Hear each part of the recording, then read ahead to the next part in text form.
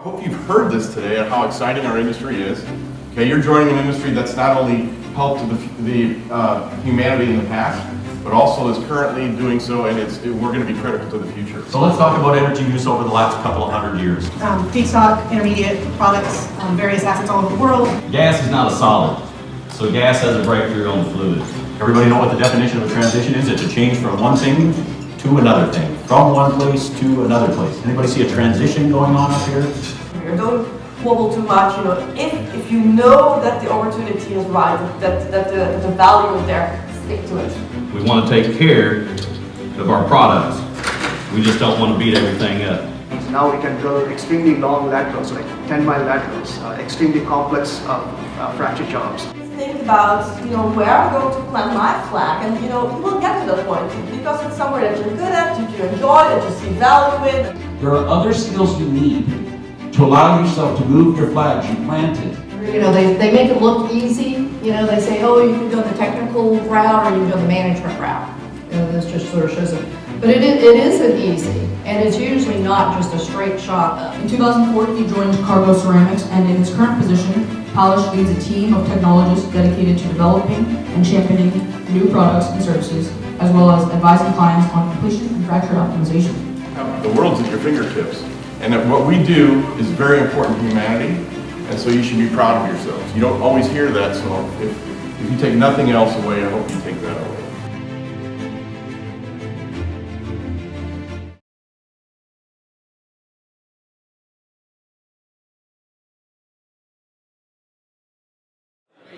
First of all, thank you for coming and for joining us in this Saturday. We really appreciate your time and your effort to make this event happen. So let's get started. Before going into our opening keynote, which is really interesting, I would like to go over some information about our student chapter and the TENE. Alright. So, as one of the most active SPE chapters in the world, we are really proud of the engagement that we are doing with the industry professionals. So, every year we have more than 100 annual company engagement from different oil and gas professionals and different oil and gas associations. So, our main goal as a chapter is to provide professional, personal, and academic development to all of our members who are going to be the future leaders in the energy industry. So we have more than 560 student members, and we are working dedicatedly with them in order to provide them with all the opportunities that will open and unlock future career and also advice that will guide them through their journey in the oil and gas industry. So we are a team of more than 25 committee members, 25 committee directors working for 25 committees, 6 officers, and 1 advisor who's Dr. Tom Bissingame. We really appreciate all the time and the effort he makes for this chapter. And we have also 18 professional advisory board members who help us and guide us on some of the events and also initiatives that we do every year. So since the new team started their term in April 2022, we were able to organize 110 events from April to December 2022, and we are planning for 80 events this semester. So this is huge, but with the help and support of everyone, we achieved all of these goals. We are also proud that we have been awarded, we are actually the only chapter in the whole world who have been awarded the Presidential Award from the Society of Petroleum Engineers for 12 years, and hopefully this is going to be our 13th year. So, all right, and our events range from technical to social, professional development, and other activities related to community service, diversity, inclusion, and many more. And so, what's the TENE? TENE is the Technical Exhibition and Networking Event. Since its inception in January 2021, the TENE has been the program or the background that connects professionals from the industry with the students in order to share, disseminate, and exchange information in an awesome environment. So this is a great opportunity for our students, which I really recommend them to take advantage of this. We have executives, we have SMEs, and we have professionals who are coming here just to connect and communicate with you, share their information, their advice from their career and the the energy industry. So this is going to be a really great opportunity for you to learn and to get more insights from them. So the theme of this year's TNE is tracking energy, technology, and transition. And who's better than Ms. Len Rouse, the Chevron Technology Strategy Manager, to give us insights as the opening keynote speaker. So before giving the floor to Ms. Rouse, I will introduce her briefly. Len Rouse is currently a technology strategy manager with Chevron Technology Ventures based in Houston. Her key responsibility is developing enterprise technology strategies that strengthen Chevron's business for now and the future. Len holds a bachelor's degree in chemical engineering from Texas A&M and also an MBA from Texas A&M in 2007. And now, without any further ado, Len, over to you.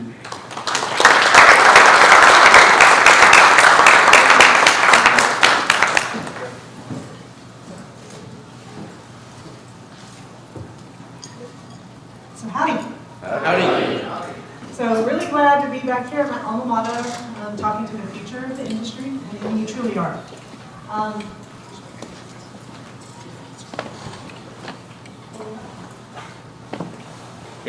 Can you click on it?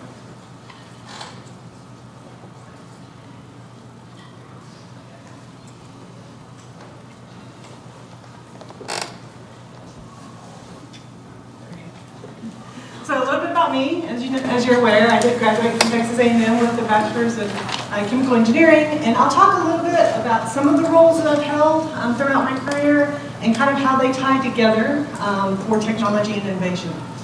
I started off with chemical industry.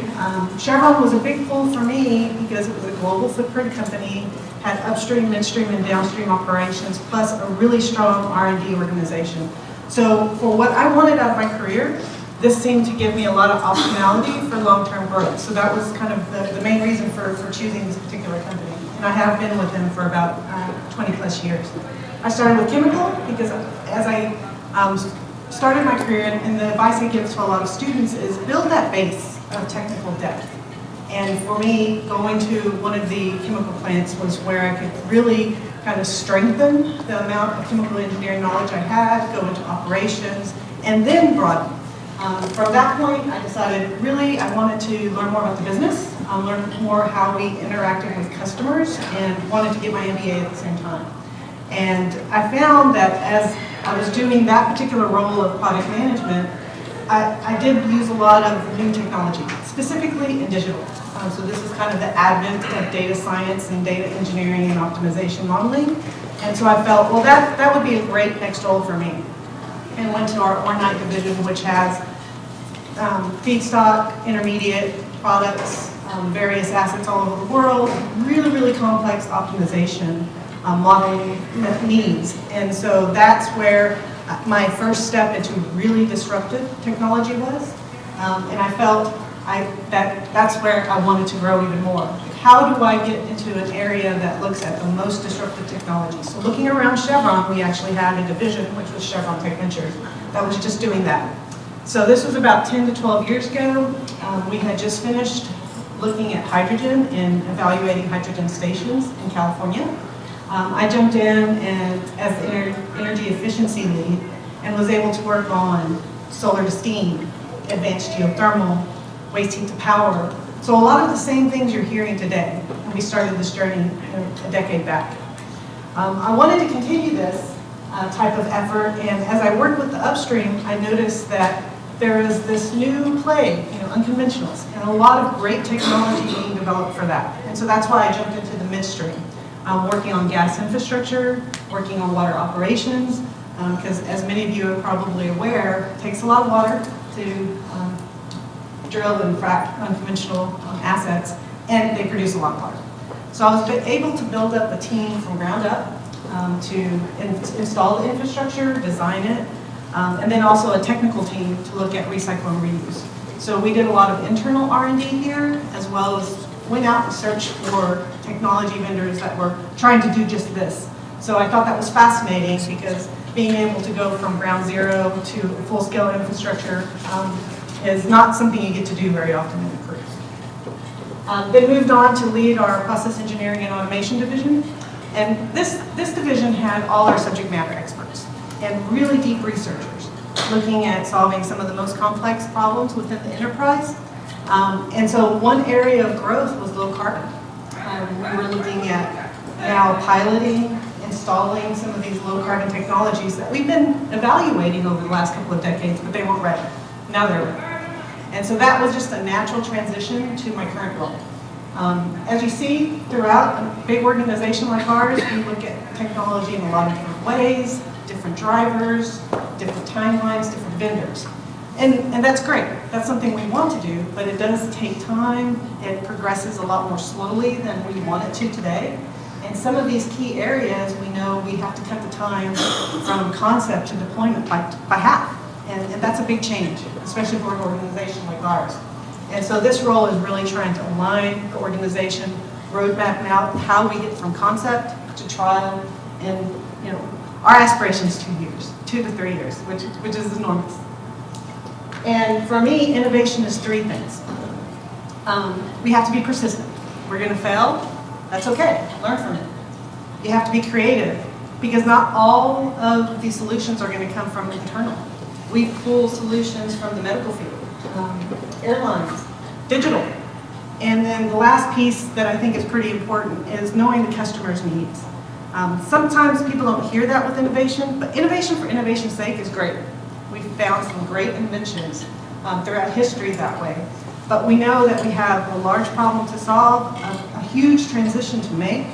So in order to do this, we really have to hone in on what the problem is. And so that's part of the reason that I think this has to be a key part of innovation. So for Chevron, we believe a few things. We do believe climate change is real, and that human activity, including the use of fossil fuels, has contributed to it. But we also believe that we need energy to just continue with modern life. And so part of that is making energy affordable, reliable, and able to be applied throughout all sectors of the community. We don't want just part of the community to transition and others not being able to enjoy that. And to drive this, we think there needs to be good government policy. We believe that the price on carbon is probably one of the better market forces to drive the transition. You've probably seen the Investment Reduction Act, and I think that's one big step the U.S. has made in order to support R&D projects and just kind of this growth. And of course, we believe innovation is going to be necessary to meet these challenges. And things are going to change a little bit here. We're going to have different partnerships, because I'll talk about the scale that we're going to have to go through. We're going to have to partner more closely with science and academia. And then the commercial structures are going to be different. Again, relating back to the price of carbon. How is all that going to happen and ensure that we can affordably produce energy? For Chevron in particular, we have an upstream aspiration. We want to be net zero by 2050. We've done a lot of work already. We're going to continue to reduce GHG emissions. But you can see there's a big bar there. That's innovation and offsets. And we don't know yet what that means, because we're testing right now and trying to find a lot of that innovation. We have a new division, Chevron New Energies, and that basically is looking to increase carbon capture and offsets, as well as sequestration and utilization in the future. Develop more hydrogen that's greener or blue. And then for our downstream assets, we're going to continue increasing the renewable natural gas, renewable diesel, and sustainable aviation fuel production. All of that is going to lead to achieving our aspiration. And then one other piece that I'd like to point out, while we're trying to reduce Scope 1 and Scope 2 emissions, and of course we're not the only one, Scope 3 is really important, because to truly understand your carbon intensity, you're going to have to understand what your suppliers' carbon intensity are, and then we want to make the data very transparent to our customers. So they truly understand what their carbon intensity of their products are. So we're looking at a lot of digital technology to try to share data between ourselves. And I think that's really going to be a key effort in this area. And that could be digital solutions, cloud, we're looking at blockchain, all sorts of different avenues. So how do you approach decarbonization? I think the first step for many companies is energy management. So this is improving your energy efficiency, reducing emissions by the reduction of flaring.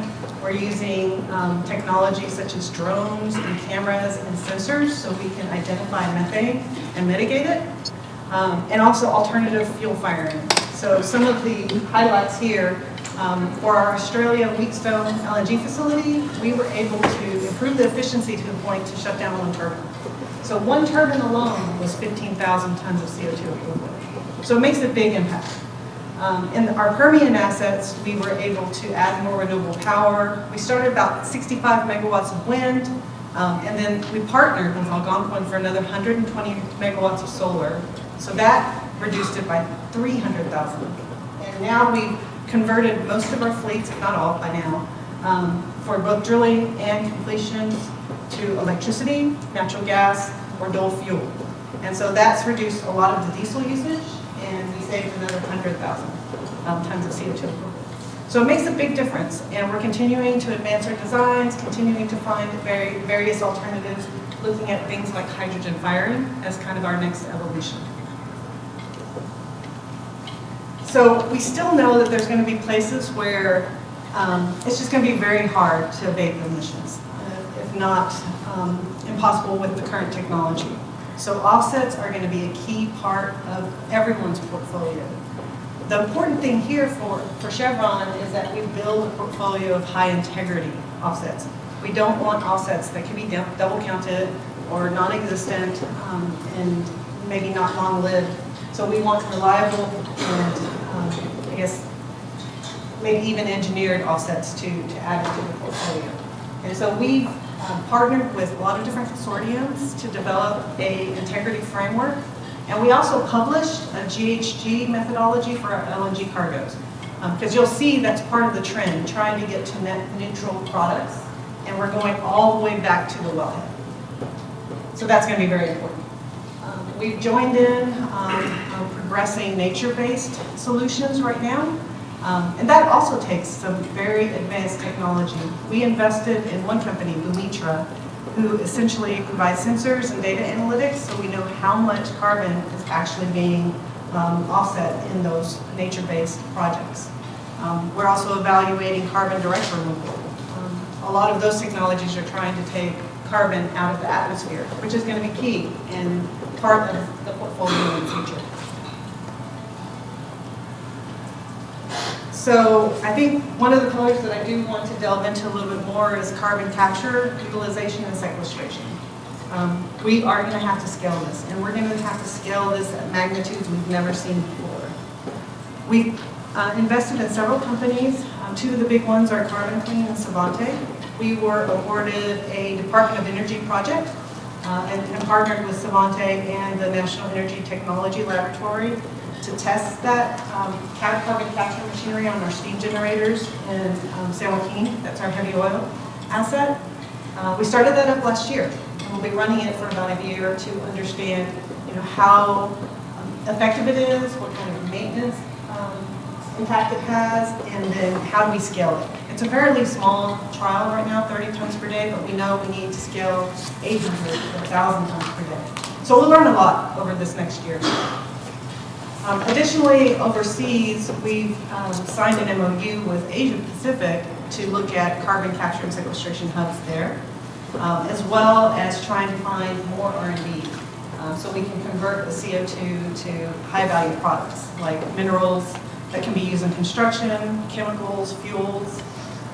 Additionally, we just announced recently a JV with Carbonvert and Talos, the Bayou Bend Gulf Coast CCS hub. And this is the first offshore hub in the U.S. It's about 40,000 acres. We think, at least we've estimated maybe up to 275 million tons of capture for that particular reservoir. So while that might seem a lot, the IPCC's latest report says we need to reduce by 45 gigatons and remove atmospheric carbon by anywhere from 5 to 20 gigatons. So this is going to be one of hundreds of projects that will have to be deployed over the next couple of decades. Hydrogen is another key pillar, and while we've been producing hydrogen for several decades in our refineries through steam methane reforming, we know that the entire value chain has to change. And there's technologies being developed at every level. From production, green hydrogen technology that would use electrolyzers to split water into hydrogen and oxygen are a key piece of the technologies. We've been testing Raven, which is municipal solid waste, to produce hydrogen. And we've also been looking at methane pyrolysis, which would be able to use methane, which we all produce in very great quantities, to make hydrogen and solid carbon. So really interesting work going on in that area.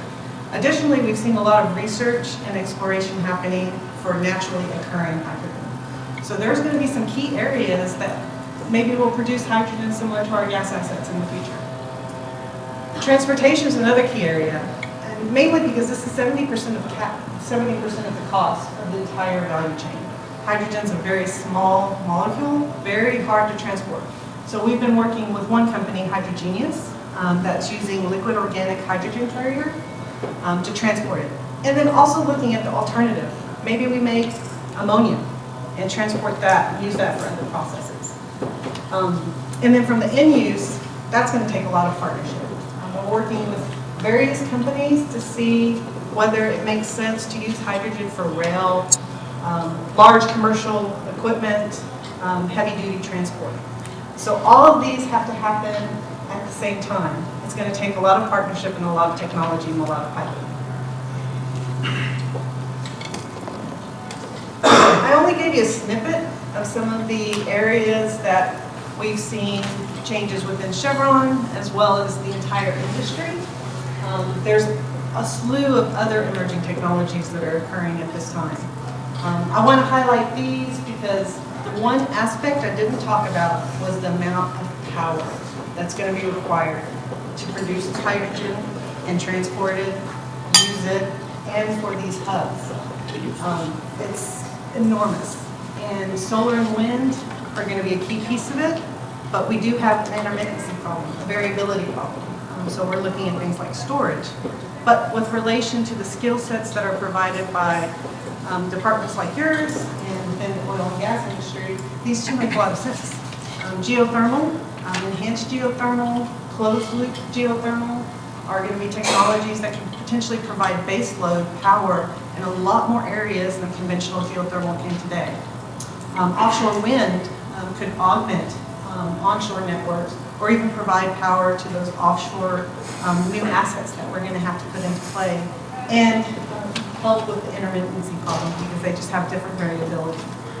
So for Chevron, we'll continue to invest in these technologies. We'll continue to partner with vendors and other players in the industry, as well as move forward with R&D and pilots in order to try to progress the transition, at least internally, as fast as possible. So one way we're doing this, as I talked about, the IRA is a big push forward, and that definitely has a lot of funding for your research and development, and maybe even some large-scale projects is what we're seeing. And of course, there's venture capital, angel investment for startups. But to get from the lab to develop a company, and then from that company to get to the field trial, it's slow. You know, sometimes there's a chasm. It's very difficult. There's not a lot of support to get through those steps. So what we decided was to partner with NREL and develop this program. We kicked it off last year and we went through our first cohort already. But essentially, we've been curating IP from the national labs and the universities such as A&M that address challenges within our company and within the energy industry. So kind of the first step is done for entrepreneurs. And then the other piece is finding those entrepreneurs that have successful track records and then performing kind of a matchmaking service. And then we would give funding to go from business plan development to starting up the startup business to field trial. So trying to get them from concept to trial, maybe a little bit more easily. And so I think the applications opened up February as well, so if there's any interest, you can definitely apply. But we think this is just one avenue, and we're just doing this one step. I know other companies are also trying to do incubators and accelerators to maximize that ecosystem, especially within Texas.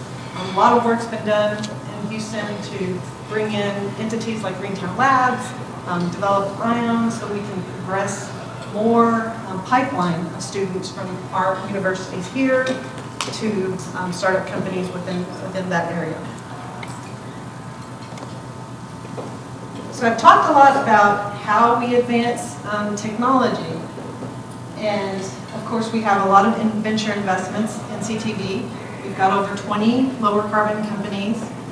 We keep a lot of R&D, both external and internal, in our portfolio. One of the things we've been doing with A&M in particular is biofeedstock, but we've also done storage projects, and then of course we're trying to deploy at scale. But I want to flip this. Not necessarily talk about what Chevron's doing here, but from a transition standpoint, I think this is very exciting for all of you.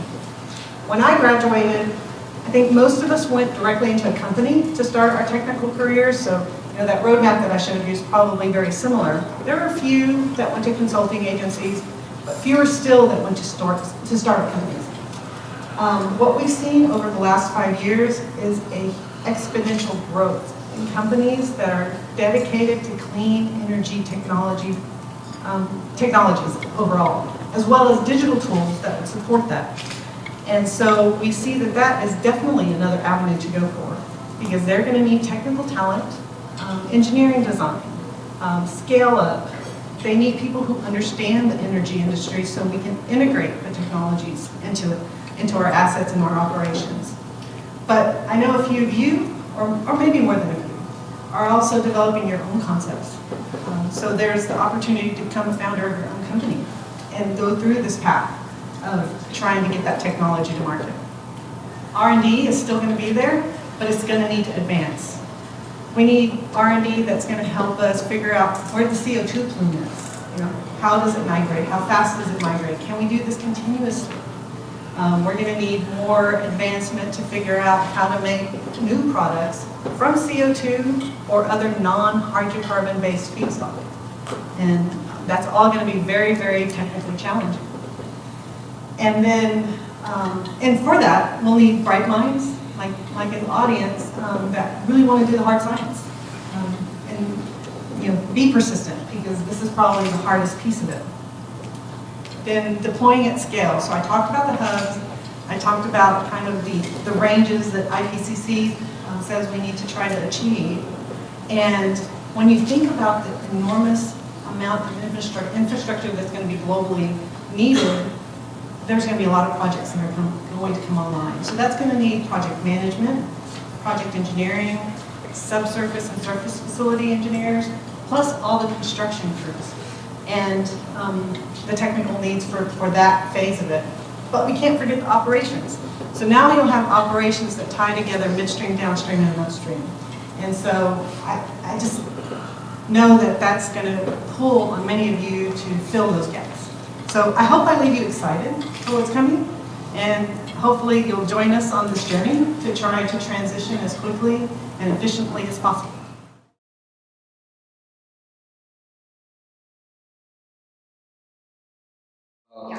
A quick introduction of her. Dr. Cronin is a technologist with over 15 years of experience in multiphysics and simulation. Prior, she served as a Vice President of Operations and Chief Scientist for Reveal Energy Services. Dr. Cronin holds an MS and PhD in Mechanical Engineering from Iron University of Technology. She is currently a Senior Data Scientist at Build2Frank. Dr. Cronin, the stage is yours. Thank you.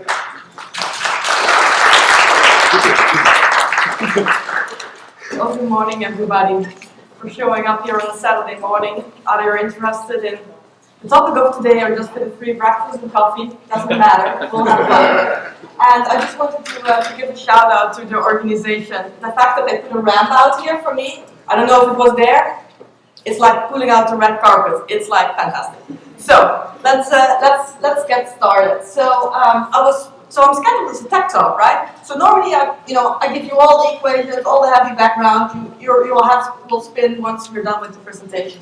Today, none of that. I was given the liberty to talk a little bit about career advancement, and to illustrate that, I'll talk a little bit about myself. I don't like to talk too much about myself, but I think it will give a good example of how to take control of your career and make it such that it is resilient through all the things that we encounter in the industry, but also to make it very enjoyable. So in 40 years' time, you look back and say, hey man, that was a great ride. So that's what we need to do. So it's all about how to drive your own shift, because a lot of shifts are coming externally, but that doesn't mean that we're kind of up to the waves. We can take control. So that's what we're going to do. So like I said, it will not be another tech talk, and Vivek actually gave me a little bit of it would be great if you can talk about this. So I'll try to hit on some of the points that he pointed out to me, and advance on some more and take out some of this. So let's go there. So I wanted to start about all the shifts that are happening in our society, and this is a great book. It's pretty recent. This is Model Shifts, and it talks about 6 different things that are happening to our world in general that are creating shifts in how we create values for our customers. And I wanted to put it out there because it's not only oil and gas, it's everything. If you look at Wall Street Journal, today, Google is shifting, Amazon is shifting, and those have been the powerhouses for the last 12 years. So these are 6 big shifts that were identified. And I think, for example, so the central one, the digital shift, that is one that is incredibly relevant for oil and gas, because we need to understand what's happening. That means measure, report, share, aggregate. So digital is key. Also platforms, even in the sponsor list that I saw before we started today, there are some key platform builders, where we can leverage data, share, accumulate, and also the shift more towards services. Even the big companies, they're not doing everything themselves anymore. So if you start a small company or join a relatively small company, those make great service providers, and that is definitely something that we still need. So, we can talk long and short, about things that are happening. But one of the key drivers is the oil price. So what I put here is the crude oil price since I can't see it, since the 50s. Let's say 70 years, and it's inflation adjusted. So you can see the peaks and the valleys quite up there. So if you try to project your 40-year career on this, you know that you will hit a few ups and downs, but that makes it all the fun, and it's actually a big booster for innovation. When Vivek introduced me, he spoke about the Roughneck camp, where I gave a very similar talk, and that is right where I put the green stars. We just, the pandemic started, we just saw negative oil prices for a brief moment. So there was a certain mindset that actually made me give a talk that I call the art of racing in the rain. A good racetrack driver creates their own circumstances. Rain is just rain to a good racetrack driver, just how weather is weather and the oil price is the oil price. We create our own circumstances.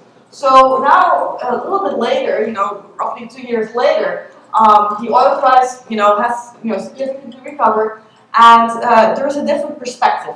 So when I was invited for giving this talk, I took the time to watch the recording of that talk on YouTube, and it's very embarrassing to watch yourself. But I endured it for 20 minutes, and the things that I said there, they're still relevant. So I think there's some truth to that. If things work at an oil price of $20 per barrel, then they probably work out also at 60 and 80. So let's get there. So, like I said, I'm going to tell you a little bit about myself, and I'm going to share the good, the bad, and the ugly. So, okay, so where I started, my first engineering job, it was working on cathode ray tubes. So basically these big bulky televisions. I know that this is a young audience, but you probably still remember. And we wanted to make them more flat. So at the back you have this electron cannon, and what we thought was like if we can flip it around and just put a magnet so that we can bounce the electrons, then we can make it half half as small. And we had this great tagline for our company, you know, it would be great in your interior, these ultra flat TVs, they were still this big. And well, the technology was great, but this was happened with TV sales. You know, the LCD TVs took over because they were just this thick. They really had the promise of being ultra thin, and the CRT TVs then no longer existing. So that was the start of my career. It was fantastic. So just to kind of illustrate how that looked, this is what happened to the building pretty shortly after I left that company. And we had some trouble including it in the presentation. So if you don't mind, like switching for 10 seconds of, you know, how I started my career. If it's not working, that's okay.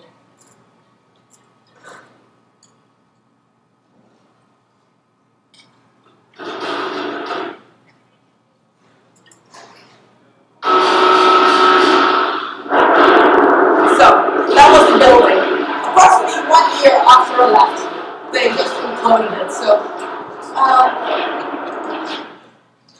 So I had to kind of start from scratch. I got my master's and I finished my PhD. So all I knew was CRT TVs, but I expanded towards displays for mobile phones, and all of those pixels, they all need to be driven by your chips that are glued to the back of the screens. And if you think about a grid of 1,000 pixels or 2,000 pixels that what you currently have in your pocket, those are a lot of connections that have to be made. And if one fails, you hate your phone because that's that row of pixels. So that was a big responsibility. We did that I started working for the National Lab in the Netherlands. And the main reason why I started working there was because it was one of the key places to get an international network. I got to work all over Europe. You know, every country I've been there, and even Samsung, of course. So after that, since I was in the national lab, I could expand globally, but I could also expand in topics. So I started working on large area electronics, solar panels. They're not the enemy; they're just very challenging. Also, I started working on advanced manufacturing, which is 3D printing. Did a lot. Every time what I did there was modeling and simulation. So it was always back to the computer, thermal, heat transfer, solid mechanics, fluid mechanics, all that good stuff.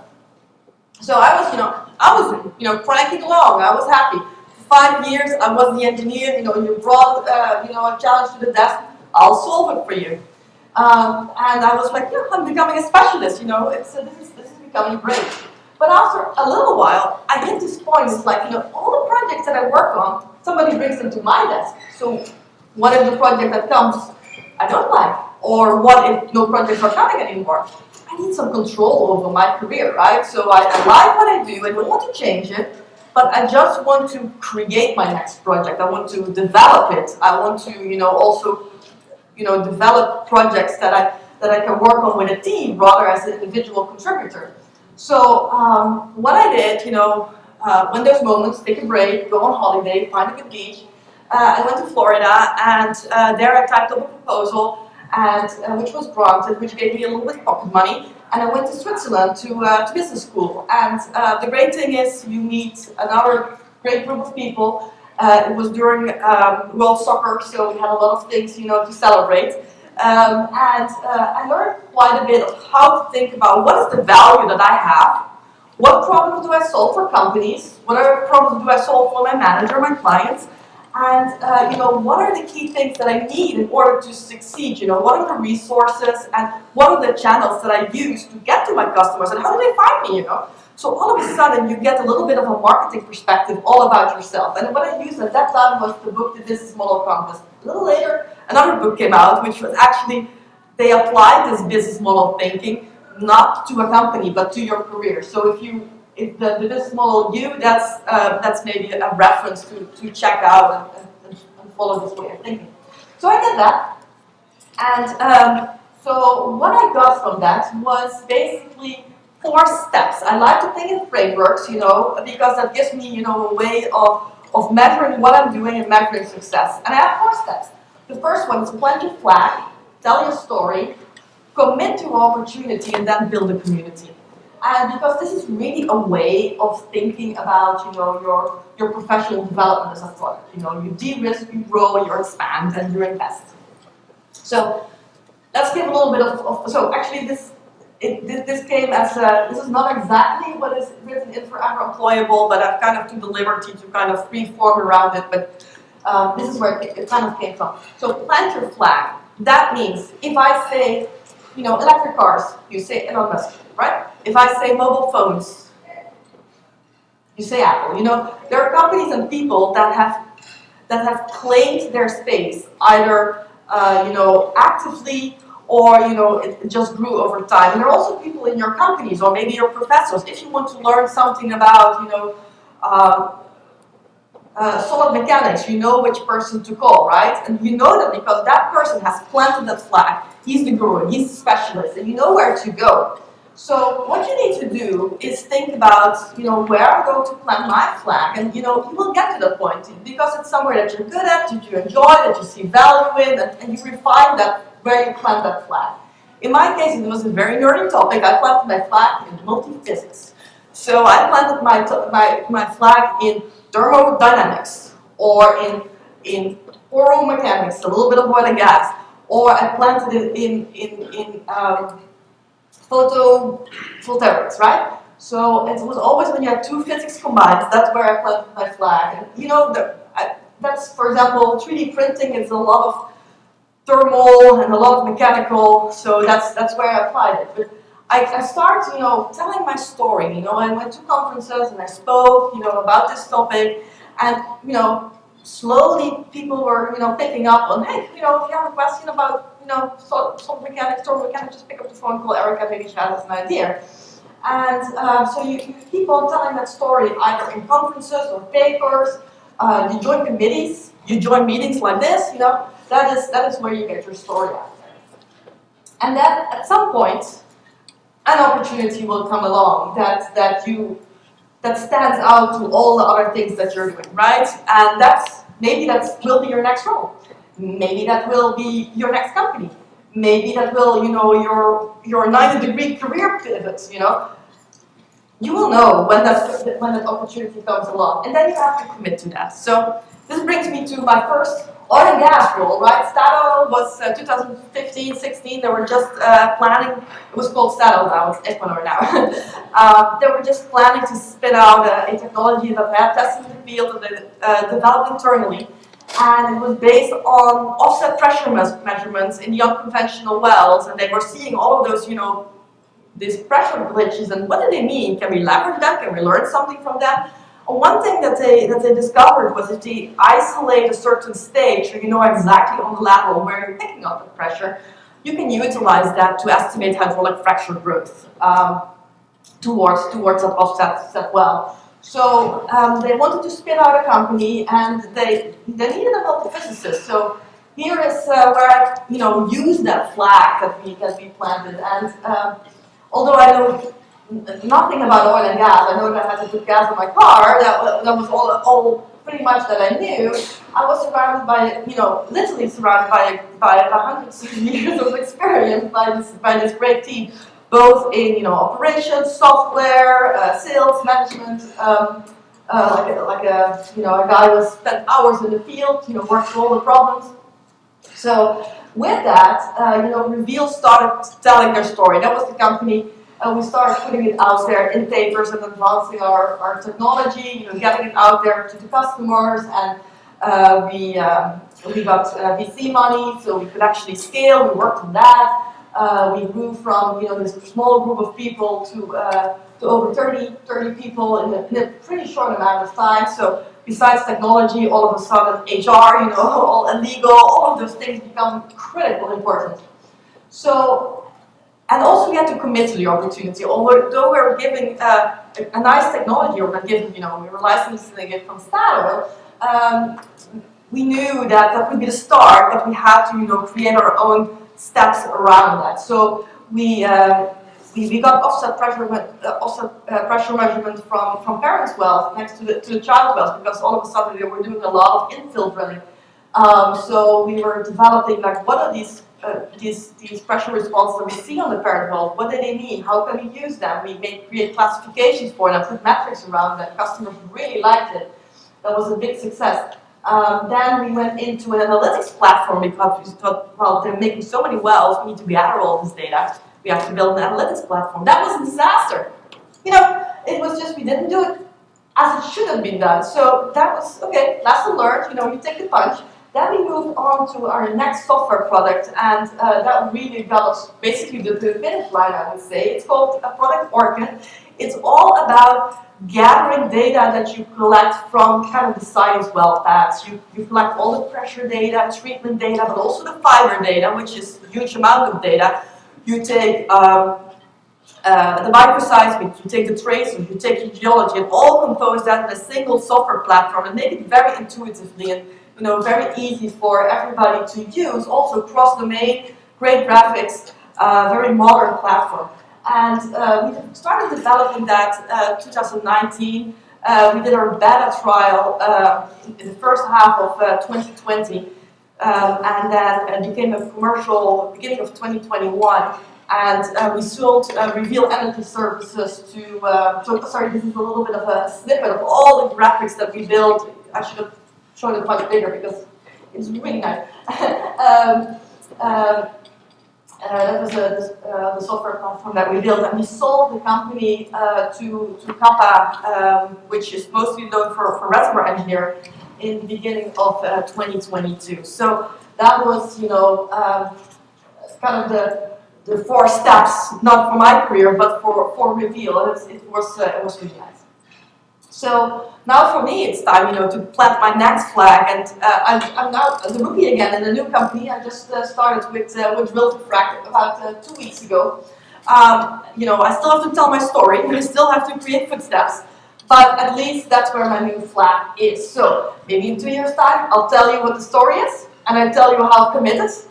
It's too early for success, because one thing that it is that these horizons, if you know that the opportunity is there, and this is, I don't know the exact quote of Jeff Bezos, but he knew there was an opportunity in online product sales, right? Not only in books, but in other things. So although he has went through hard times, he stuck to the opportunity, and he gave it like 2 years, 5 years, 10 years, and now Amazon is what it is today. So, and I think that's what you also have to do in your career. Don't wobble too much. If you know that the opportunity is right, that the value is there, stick to it. So, and the last step is build a community, and that's very proactive. And I don't want to create too much slides on it, because actually this event has already created a great opportunity to build a community. Because right at the end, there's the network meeting. That is where you start interacting with people. That is where you get ideas of where to plant your flag. That is where you put your first seeds out. Yeah, so that's the entire story. So.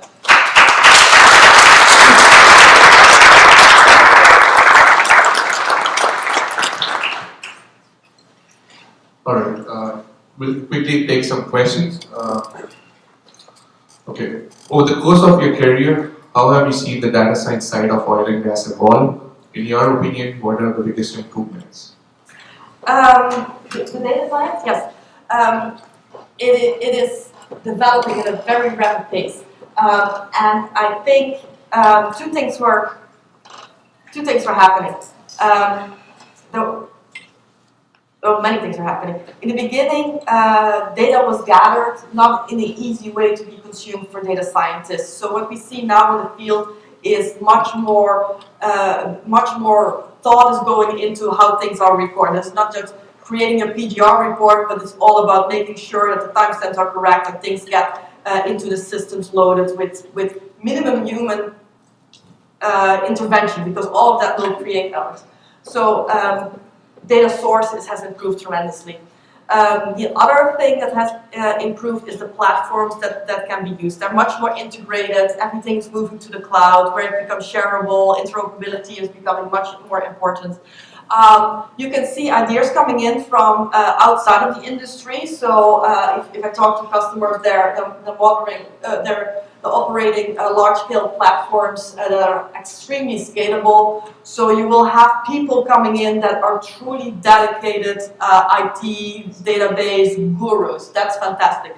But we have to bridge that gap between these domain experts and these data gurus, because you can have all the data you want. If you don't understand what's happening in the field, if you don't know what all of these things mean, data is meaningless.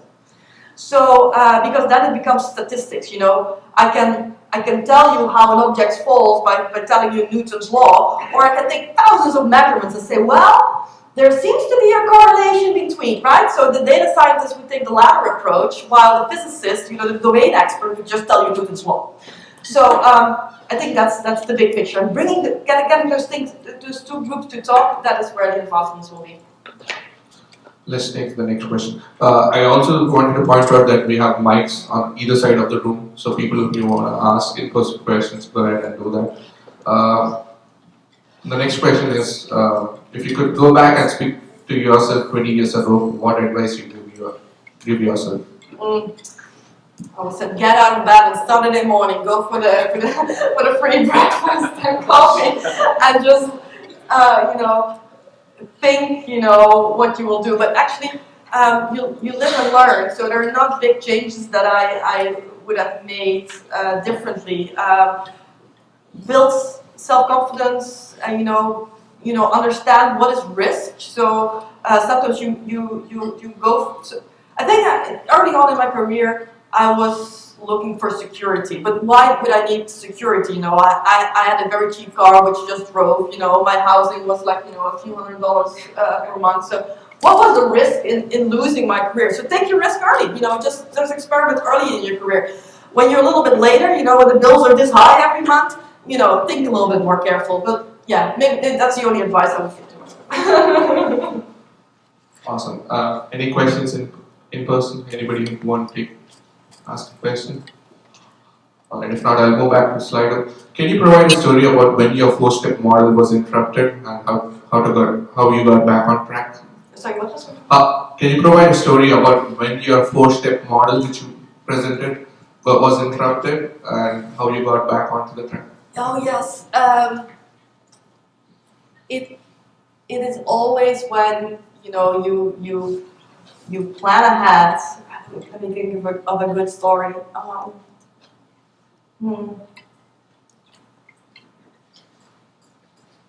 I think it was when I was working in the 3D printing industry. At some point, 3D manufacturing was like really the big promise, and it would be on every ship because they could 3D print their metal parts on the middle of the ocean. And all of those helicopters don't have to fly back and forward. They're still not flying, but that was really the big promise, and some big. That is, I think, one of the disruptions that I really believed that that would be there, but has not happened. Alright, we'll take a couple of more questions. What's the best thing a company that you have worked for has done for you? Are there any mistakes that employees commonly make regarding their employees? So employees make regarding their employees? Mm-hmm.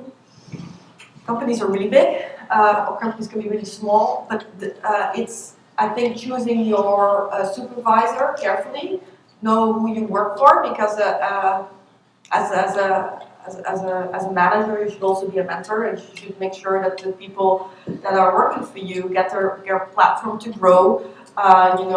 Make sure that they have, you know, ample opportunity to advance their career, to plant their flags, and that their flags get recognized. You know, don't stop in front of them and be the, you know, I did this. No, this guy behind me in my team, you know, here he is. I think that's important. So I don't think it's companies that you don't have bad with companies in general. Just make sure that you find a manager that is really a mentor, especially early on in your career, and that can really advance you. And and when you're early career, you know, at some point you find yourself with a manager who is not really supportive, you know, take that risk and just advance. Alright, we'll take one more question. How is diversity and inclusivity in the oil and gas industry compared to your previous experience? I was a little nervous getting in, but it's good. No, it's a global industry, right? So if you think about being open for everybody, we have the oil and gas industry has operations across the globe. I think it's actually I love the industry. I can't say anything bad about it. I think it's good, and there always will be points where you feel maybe as a female, it's like, is this happening to me because I'm a woman? And then you speak to other people, it's like, oh no, it's happening basically to everybody. So yeah. All right. Alright, last question. What surprised you the most when you planted your flag in oil and gas technology as a part of your career? Being the outsider, being there with, I could come in and I could ask any question because nobody expected me to have any domain knowledge. But also I brought new ideas because I've seen other things, right? So I didn't have any boundaries because I hadn't tried anything in oil and gas. So everything that I was trying was basically new. So that was the advantage of moving around in big steps. You create some freedom and that can be leveraged also by the industry that you go towards.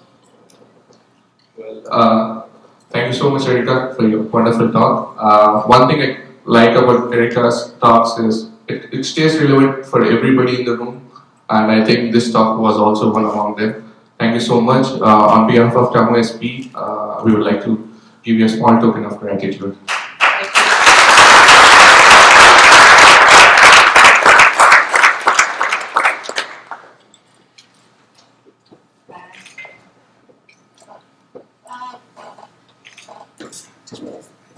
Yeah. Sorry.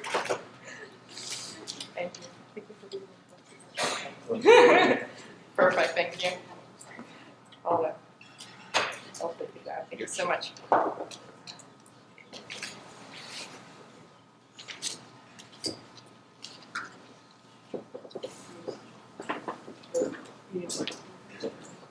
Yeah, you have that one.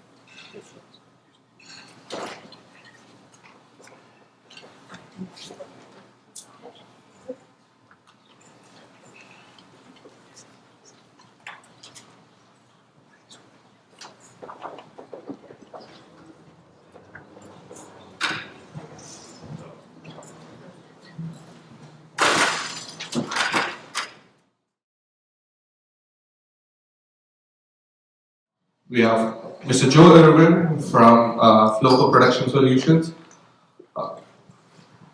We would like to thank Floco for being a sponsor for TENE today. A quick introduction of Mr. Irwin. Joe is currently Regional Manager for Floco Production Solutions for the delivery on the Permian basins. He has a significant experience in the Barnett field, working with the plunger lifted wells. Joe spends an extensive amount in the field working with production engineers and providing production training. Joe, the stage is yours. Thank you so much. Appreciate it. Let me get just 1 second to get this well model set up real quick. Shouldn't take me too long here. Yeah, right there. Should be.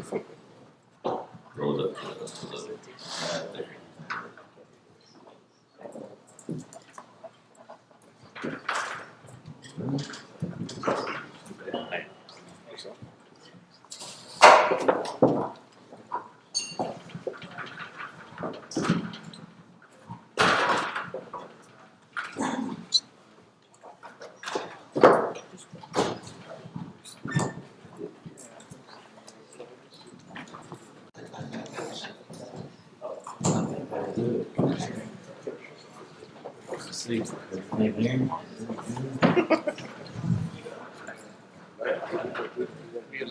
All right, how's everybody this morning? My name is Joe Irvin. I'm the regional manager for Floco Production Solutions for the Permian Delaware Basin. We are an artificial lift company. We do plunger lift, gas lift, downhole packers, downhole gauge, and capillary. But today what I'm going to talk about is the plunger lift division, which is what I'm over in the Permian Delaware Basin. So in the oil field, as wells start to deplete, when we start talking about needing to produce those wells, as wells start loading up, we have to have some sort of artificial lift to help unload these wells. Because as wells start to load up, they get weaker, they don't produce as much anymore. So we have to implement an artificial lift to the system. So plunger lift. What is plunger lift? Plunger lift is another form of artificial lift. It is the most economical artificial lift to produce your well, meaning it's very minimal cost when you introduce plunger lift to the system versus other forms of lift. Or you might say ESPs, we're talking probably $500,000. Pump jacks, probably around $250,000. Plunger lift, $20,000, right? Very minimal cost compared to other forms of lift. Now, the plunger is a tool that runs inside the tubing. So we have our casing, and then we have our tubing. So we're going to be producing through our tubing. The plunger is a tool that runs inside the tubing, helps unload the formation. It helps unload the formation and produce the well, so we can keep the well at a higher level of production. So over time, when a well is flowing, I'll go ahead and show you here. I don't know if everybody can see, but whenever a well is flowing on its own, you get some fluid. There we go. This is what it would look like if you had a well that's just flowing on its own. So, what you see here is that when a well is flowing, we're producing the well. We have fluid coming up through the tubing, out through what we call the lubricator, comes into our separator, into our production separator at that point. Over time, what happens, when you first drill a well, frack the well, and bring the well on, there's enough pressure down hole, you can bring everything up to surface. Over time, what you see, if you're looking at this tubing, with it flowing, what are you seeing? You're seeing fallback of fluid on the outer diameter of the tubing, right? So we have gas pushing through the center of the tubing, but we still have fallback occurring on the ID of the tubing. Over time, that fallback of fluid down onto the formation is going to start loading up the formation to where our well is not going to start producing as much. So what we look at is our casing pressure. Our casing pressure starts climbing up and our production starts falling off. At this point, this is where we look into introducing a form of artificial lift to help unload that formation and get that production back up on that well.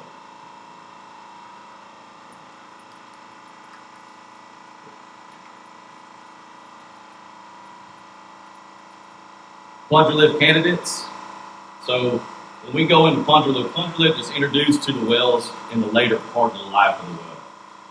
Where you might have heard of ESPs, they're usually starting off first, probably 3,500, 4,000 barrels a day. Well, plunger lift we can't move that much with plunger lift. So the later part of the life of the well, when a well is producing about 300 barrels of production or less, is when we start introducing plunger lift to the system. So when a well is flowing below a critical rate, typically loading up periodically, the liquid fallback, which is what I was talking about before, when the well's flowing, you have that liquid fallback falling back down the formation, loading it up. So production starts falling off. Casing pressure increases, producing rates decreases. So granted nowadays, because plunger lift is, it's out there quite a bit. In the Permian Delaware Basin, I can't believe how new it was. So I'm originally from the Fort Worth Barnett Shale.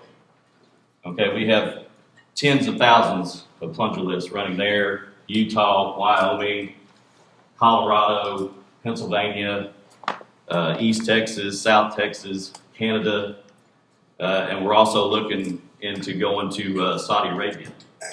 So that's a big job for us there. So we're really excited about that part. But what we're looking for is when the well starts loading up, we usually catch it before it gets to this point. But if you were to let it load itself up, the casing pressure, as you would see on a graph, would start climbing up, and our production would start coming down. Is what we call the X factor. That casing, the pressure builds up higher than what our production is and just starts falling off. Nowadays, we're getting ahead of that curve. As soon as we start seeing casings start climbing up, that's when the operator reaches out to us, says, hey, we're getting low on our production here. We're starting to load up this formation. What are your thoughts? What's our next step that we need to do? So if we're already at a point to where we can introduce plunger lift, then we're going to introduce plunger lift to the system and help unload that well. Another candidate might be a well that we're swabbing on or intermitting. We're shutting the well in for buildup. So again, plunger lift is for the later life of the well. Okay, it's not for the beginning. So when the wells start producing less, start loading up, if they do load up, what they have to do is, if they don't have gas lift available, so gas lift is another form of lift that we can use to inject gas down the casing and push it through the tube, produce it out of the tube. So if we don't have that capability, that's where swabbing comes in. So you have to come in, you have to get the truck out there. So what that means is, you got to shut the well in, downtime, loss of production. So they're going to go and they're going to try to swab that fluid out until we get that gas flowing again, right? So that'd be a good candidate. Shutting in or intermitting the well, meaning if you had a well that's just flowing on its own, we had to shut it in for 24 hours, and then we open it up for 24 hours. Or we had to shut it in for 48 hours, and we open it up for 24 hours. That would be another prime candidate, possibly for plunger lift. Eliminate or decrease gas injection for better drawdown. So when we get into gas lift's before plunger lift, because with gas lift, it's kind of like ESP, can produce up to 2,500 barrels per day. So that's going to be the first injection that we're going to have, artificial lift, into the well. As the well starts depleting, we get down to those numbers again, about 300 barrels or less a day. Start introducing the plunger lift. So we can run the plunger with the gas lift. That's what we call GAPL, or you might have heard PAGL. I always say gas lift assisted plunger lift because the gas lift is there to assist my plunger to unload the well. But our job with the plunger lift is to get the gas lift to zero. Right? I want to try to spend as less money as I can on that well to produce it. Right? I want to run the plunger using the well's own energy. That's our goal. How long it takes to get there, that's up to the well and what the formation gives up to us as we start unloading that formation. Eliminate paraffin, scale, or other types of buildup. So when we're running the plunger in the well, and I'll drop it in here in just a second, when I run that plunger is scraping the ID of that tubing, so we're broaching it. So any kind of buildup, paraffin, we're running this plunger anywhere from 25 to 75 times a day. So this plunger is running up and down the tubing stream, cleaning up that tubing. So one, takes care of cutting cost, slick line cost, and buildup cost. Meaning, if I have a paraffin issue, which we do a lot in the Permian, what do we have to do what's the next step that they use to try to get rid of or help with minimizing it? It's chemical, right? So now we start injecting chemical down the hole. Well, the problem is the chemical will soften it up, but it doesn't stop it from building up. So when we introduce a plunger lift to it, it's also scraping that off, keeping that cut, so we don't have to worry about those extra costs of coming in, throwing more chemical down the hole. We can use less chemical or even take it off. Even try to zero out that cost if we can. And of course, decrease LOE versus other forms of lift. So we're always going to try to, when we're looking at a well, and this is how I picture it when an operator's looking at it. I could be totally wrong, but I'm pretty sure I'm right on. The name of the game is, how much production can I get for the least amount of cost? Am I right? I mean, who wouldn't, right? If I can get this amount of production out of this well and it only costs me this much, and I get the same production here, but it costs me this much, well, which one am I wanting to use, right? So that's where we come in. And we always do trainings, we do presentations, we do field trainings, a lot out in the field, how to run them, how to optimize them. So we are getting the full life potential of all the tools, right? Because very minimal, a full setup, like I said, $20,000, maybe on the high end, $30,000. And then what's the next thing that you might have to change? Well, the first thing you have to change is the plunger, but that's probably every quarter to twice a year. Well, that plunger costs $700 on average, right? Not very much, right? And The lease operator can go out there and change it. I don't have to go get a big truck, come in and go pull it out and change it out, right? It's very simple. It's a very simple, easy form of lift to use. Basic plunger lift operations. Plunger lift uses the well's natural energy, the gas and or injection gas to bring liquids and gas to surface. The plunger acts as interface between the gas, the liquids and gas energy. The controller at the surface. Oh, really? The controller at the surface is what, when the plunger reaches the surface, it picks up the run. The arrival sensor will detect the plunger speeds, and the controller stores the data and switches the controller to afterflow, and then shuts in. The controller then closes, allowing the plunger to fall down to the bottom off the shift rod and the lubricator, and waits for the wells meet its next set parameters. So it's a very easy concept. We have a close, an open, an afterflow, back to close. All right, sounds easy, right? But there's more to it to that than whenever we get out in the field. We run into, did they cut it before? Or do we have an inclination in the well? Maybe the plunger didn't come back because of some of these things. So just like an engineer, I need all the data before I even start running plunger lift on this well. I need all the downhole information, inclination report, wireline report, gas and valve report. So I know where everything is and what it looks like before I make my decision on what I want to use. So the plunger, so the liquid slugging, which is what I had here before, just the well flowing on its own. Gas is not a solid, so gas has a breakthrough on the fluid. Where if you look over here when we introduce the plunger supporting the liquid slug, the liquid stays above that plunger. So now we just added the solid to the system.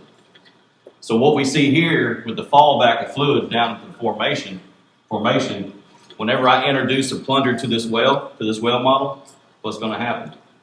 Well, now I added that solid to the system. When I drop that plunger down this tubing, every bit of this fluid is coming back up the surface with that plunger. So the one thing I have to look out for is flow line pressure, facility pressures, right? In the Barnett, we had 1440 separators. We could see anything we want to. We never reached those kind of pressures when it comes to plunger lift. Out here, or out in the Permian, the first one I went to, I didn't walk, which I should have walked the facility, but I didn't.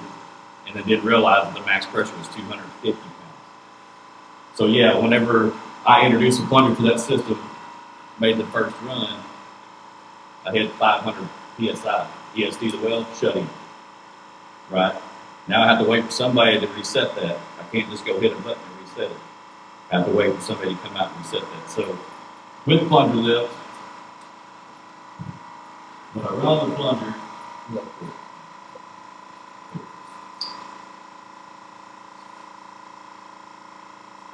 so the bypass style plunger, they're bigger than this, by the way. We have 2 7/8, 2 3/8, 2.5, inch and a half, inch and a quarter. That's probably more like this. But for the well model, it's a lot smaller. The bypass style plunger is made for wells that flow at higher rates. And what we're looking to do with bypass style plungers is be able to, when we drop the plunger, we can keep the well right back on. So with this style plunger, we have a hole through the middle and ports at the bottom. So when the well kicks on, after I drop this and start running it, you're going to see that with the well flowing, this is still running up and down hole. Because what we don't want to do is shut it in for an extended amount of time, right? I'm trying to, if I can flow the well for 24 hours and run a plunger, that's what I want to do. But not all cases can I do that. I might have to drop it for a minute or two before I bring it on for the plunger to start running. So introducing the plunger to the system, as I was talking about before,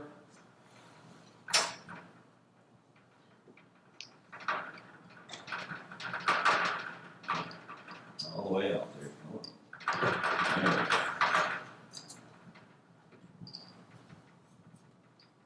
When I drop the plunger in, you're going to see when it hits, it's able to fall through that fluid really quick. And that's what we're looking for. So as the well's flowing, we can keep the plunger running through the flow and keep the well producing as much time on as possible. So where I was talking about before with gas is breakthrough. In a plunger lift to the system, now I have a solid piece. Now you can see how much we're going to start bringing to the surface. So you can see whenever I started, I had all this fluid that I was bringing to the surface all at once. So I hit that high pressure. So plunger lift is used to clean the well, clean the ID of the tubing, unload the formation so we can keep production up.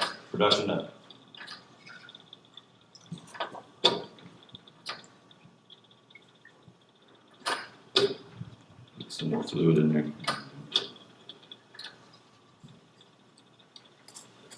So this right here, actually, I can just bring this up here and just run this, but this plunger lift. Of course, we would love to see clear tubing out in the field. That would take all the guesswork out of everything, right? But of course, we don't have that. So it's all data, right? The data that I get from the engineers, downhole information, gas lift information, steam nipple depth, whatever I need all that information so I know what might be going on if the plunger doesn't run. Downhole, we have to have somewhat of a cushion. So what you see down here is what we call a bumper spring. You got to have some kind of a cushion downhole. So when that plunger makes a trip, that dart is open when it goes downhole. It's going to meet that bumper spring, shift that dart closed. Now it's a solid piece of steel. The gas is going to push it up the surface with all the fluid above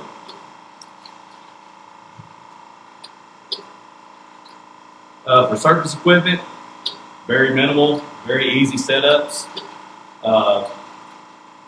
Adding to the basically taking apart the tree a little bit, but adding a lubricator just above. There it is. So our lubricator setup, that's where our plunger comes into, and it makes a run.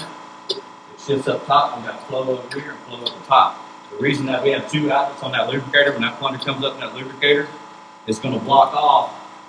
It's going to block off that top, the top piece of that loop, that top outlet. So this bottom outlet is going to have straight flow. And all we're trying to do is get that head gas off, right? Because if I'm lifting all this fluid at once, what's my gas pressure behind? It's going to be very high. So these plungers can only fall through so much flow rate. That's why we can't start plungers in really high end producers. 300 barrels or less, up to 2 million flow rate, 2,000 MTF a day, about max for 2 7/8. Plunge lift installation, basically we're going to go down slick line first, get everything set up, get the bumper spring set up before we do anything at the surface. Why is that? Because number one, I want to make sure the tubing's good. Just because they redid the tubing, even if they did a workover, I still want them to go down the gauge ring and make sure nothing's been over tightened. We don't have any kinks in the tubing that would hold the plunger and get stuck. So they're going to go gauge the tubing first. If all that is good, then we're going to come in. We're going to come in after that and put on the surface equipment. After the surface equipment is put on from the roustabout, then we're going to introduce a plunger lift to the system. Then we start optimizing. That's where the key comes in, is optimization. So when we start running plungers, we want to take care of our products. We just don't want to beat everything up. So what we're going to have to do is come out and optimize these wells to where we know it's not going to beat everything up. We're going to have fluid entering the tubing, and every time we go down, we're going to have some fluid that we're going to bring to the surface every trip. We don't want it running dry. It's going to beat everything up. Right? Cost again.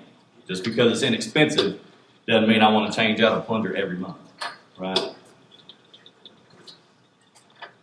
Plunger selection. So after we know what's the first thing we look at is based on production volume first. The well's conditions present. Does it make sand, scale, or paraffin? Again, all the downhole information. As the well declines, the plunger type needs to match the well's production. So as the well starts producing less, we got plungers to reduce down to get to that point, so we're not beating everything up. We already talked about that. So this right here is just the plunger settings. So automation is another part of our business. So automation lets us be able to see what the plunger's doing from your phone, from your laptop, 24/7. Before automation, we used to just have controllers out there. Well, you can't see anything until you physically go out there and see it. So they might get there 8 o'clock in the morning yesterday, but they didn't get there till 11 o'clock in the morning the next day, right? And it might be loaded up, Monday night. So automation really helps us out with seeing and making sure everything's running properly so we can prioritize our day of where we need to go. This, real quick, is just a retrieval tool that we use for plungers. We don't have to call a slick line to come out and get it every time. We do make tools that we can drop in the well, shut it in for a reasonable amount of time, build enough pressure, bring everything back up to surface. Take it out of the lubricator, check everything, replace the plunger or keep the same one, and get everything back up and running again. And then plunger troubleshooting, very simple. Plunger troubleshooting, you can check a plunger every day if you wanted to. They can go out there, shut the well in, blow it down, take the plunger out, and we want to mic it. So we got wear indicators on the plungers, 2 7/8, 2 3/4 is a standard OD. Worn OD is 2.325 to 2.310.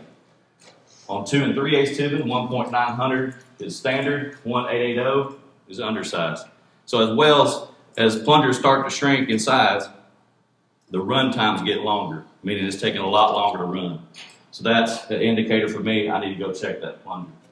The dart on that plunger, as you see at the bottom, should have tension, not like this one here, it just flops, but it has a clutch system in there. It holds tension, so when the well kicks on and flows, then just slam the dart closed and bring the plunger right back to surface. On the well, we have motor valves, that's what shuts in our wells. So we can shut it in for an amount of time for the plunger to drop, shut all flow off, and then bring the well back on. Over time, those can start leaking if we make sand, things like that. We have to go in and change that trim and seat, make sure it shuts, make sure it's shutting in the well and building pressure. Plunger arrival sensors on the lubricator, that's what detects the plunger when it comes up, goes into the lubricator, puts us in the afterflow mode. The lubricator itself, we have springs in here, so when the plunger comes up top, we have a cushion at the bottom, but now we have a cushion at the top, so when it hits the top, we have a cushion blow. And then, of course, supply gas to valves. So right now, this is the last part. So right now, we're using supply gas from the well. Well, everybody's starting to go green now, so we're starting to go towards electronic valves. So now we got electronic auto catchers, electronic valves, and going that route. So going green, right? Trying to get rid of all exhaust gas if possible. I know that was really quick. Usually these takes about 3 to 4 hours whenever I do it, so I'm not trying to go through this, but.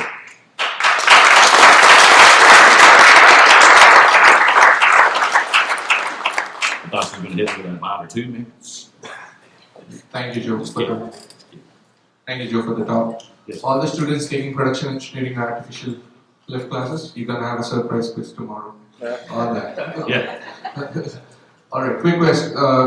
Let's take a couple of quick questions. First one: how much of a life does plunger lift give back to a well? Do you have to go back in a few weeks or months for another plunger lift job? So the plunger lift job, when you first set up the well, that entails the lubricator setup, the downhole bumper spring, and then introducing the plunger. The only thing you'll have to change is the plunger. Quarter, every 6 months, depending on the well, and then the bumper spring downhole. So the bumper spring is the one thing you can't see. You can't check that every day. You're not supposed to be able to. But is what I tell all the operators is, after 1 year, let's go check it. Because I have to know, I can't see it. Again, right? It's not clear too, but you can't just go look at it. I need to know what the condition is of that bumper spring. But very minimal. Like I said, for plunger lift, it's a very simple process. It's more of the optimization. So lubricators, they'll probably be on there for the life of the well. All right. Any questions in the room? Anybody who wants to ask a question? All right. Let's take one question. Just one. Hey Joe, thanks for your presentation. Wanted to ask, what do you think has been the most valuable advancement in plunger lift technology in the last 10 years? And what kind of advancements would you like to see in the next 10? So the best advancements that we've had is automation. Being able to monitor these wells, again, from your phones, from your laptops, where before what I was talking about is all we used to have was just a plunger lift controllers, the PLCs out there. You couldn't get any data You couldn't go back and look what the data was on the casing, the tubing, the flow rate, injection. You couldn't see any of that. So for sure, automation has been the most advanced. It's really helped us out in the field, especially for operators, because the last thing they want is us out of those same wells all the time. So the one thing I didn't cover was when you start running plungers and we optimize it, that plunger should run no problem until it's time to change it. You should not have to go out there every day and work on that well. It should just be working like clockwork, right? Shouldn't have problems with that. Next 10 years, of course, just what I was talking about before, everything's starting to go electronic. So we're moving along with that. So we've tried to stay innovative. We've actually been working on it for the last 3 years before it really started in. And luckily we have, because our customers, hey, do you have electronic autocast? Do you have electronic valves? Because we don't want any emissions. So on our automation system, what we've done and what we're moving forward with is to be able to automate that. Certain things in automation, we only want the valve to open up certain positions. So we're working on having that. And then also on the gas lift side is being able to, because the one thing engineers want is AI, okay? And the reason I say that is that they want to be able to control it from anywhere, right? And they would love for the system to run it on its own. It's going to get there one day. We're not there yet, but it's going to get there. So in the next 10 years, that's what we're working on, is for the automation to adjust gas lift, to adjust the times on its own.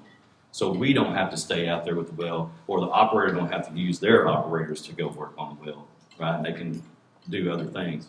So yeah, the technology on that side, that's what we're, probably the next, I'd say 3 years, we're gonna reach that point. But we're always innovative, coming out, Permian Delaware Basin. We've come up with different types of plungers just for this basin, or just for that basin out there. You know, we have a manufacturer in Fort Worth, so that's where I actually live.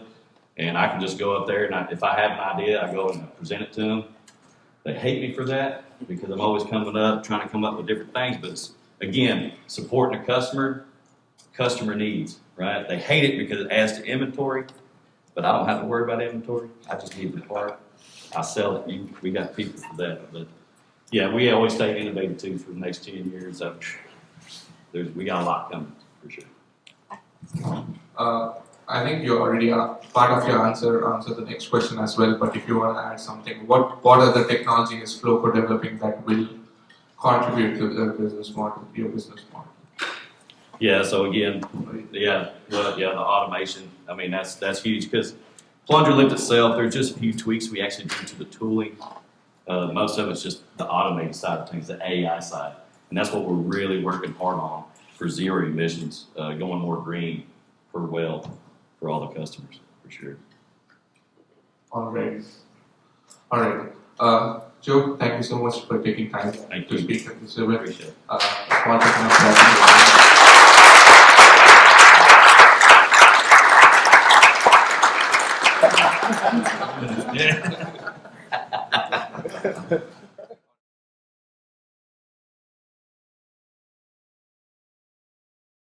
going to start with Dr. Satish Sankaran, if you raise your middle up there. He's a VP of Engineering and Technology for Zekta Digital Labs. Satish has over 20 years of diversified industry experiences in technology development, consulting, project execution, management, working in several international deepwater and U.S. onshore projects. His areas of specialization include digital oil field technologies, reservoir management, field development, optimization, uncertainty analysis, production operations, advanced process automation. At Zekta Digital Labs, he leads the engineering team in the development of digital solutions for energy industry by fusing physics and data analytics methods for applications in reservoir production and facilities in downstream processes. Satish is a member of the Society of Petroleum Engineers and served in several roles, including technical advisory positions in reservoir and data science disciplines, chairperson and committee member in industry initiatives, and authored industry reports on applications of data analytics and reservoir engineering. He has a Bachelor's of Engineering honors degree in chemical engineering from VITS, Kolkata, India, and a master's degree in chemical engineering from the University of Cincinnati, and a PhD in chemical engineering from the University of Houston. So, welcome, Satish.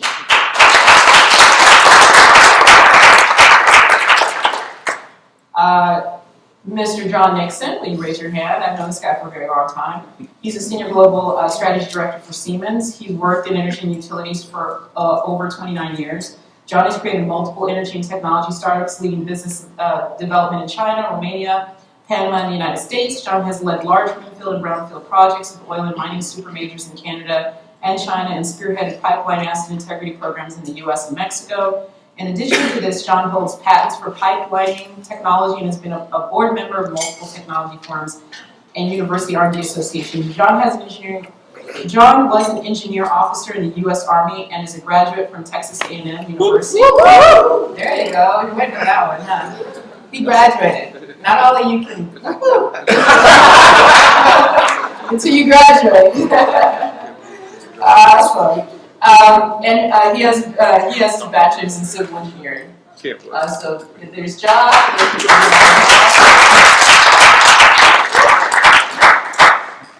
All right, and then finally we have Jonathan Garrett. He's the Vice President of Customer Success in Embarrass. Jonathan joined Embarrass in 2020 via the 2020 acquisition of RS Energy Group and leads the company's 50-plus person strong customer success organization. He brings over 15 years of industry experience spanning upstream research and consulting at Wood Mackenzie to working in completions at Schlumberger, both offshore as a field engineer and later developing new products. Jonathan graduated from the University of Michigan with both a master's and bachelor's degree in industrial and operations engineering. So thank you, Jonathan.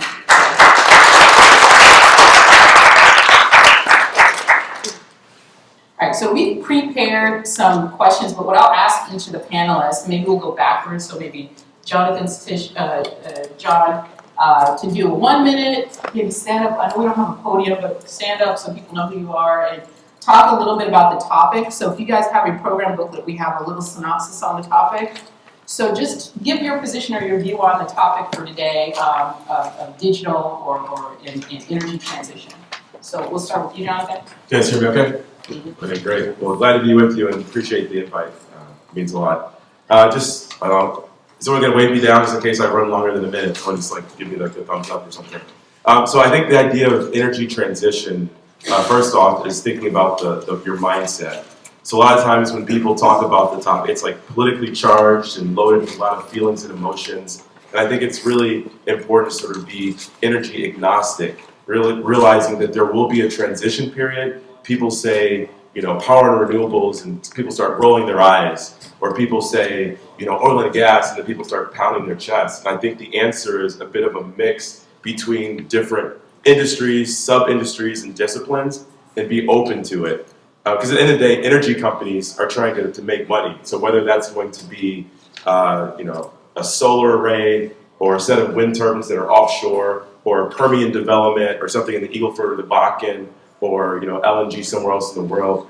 It's energy, it's making the company money, it's looking after the shareholders. So having that mindset to be open that the skills required will be similar in dealing with data, because the reservoir doesn't care.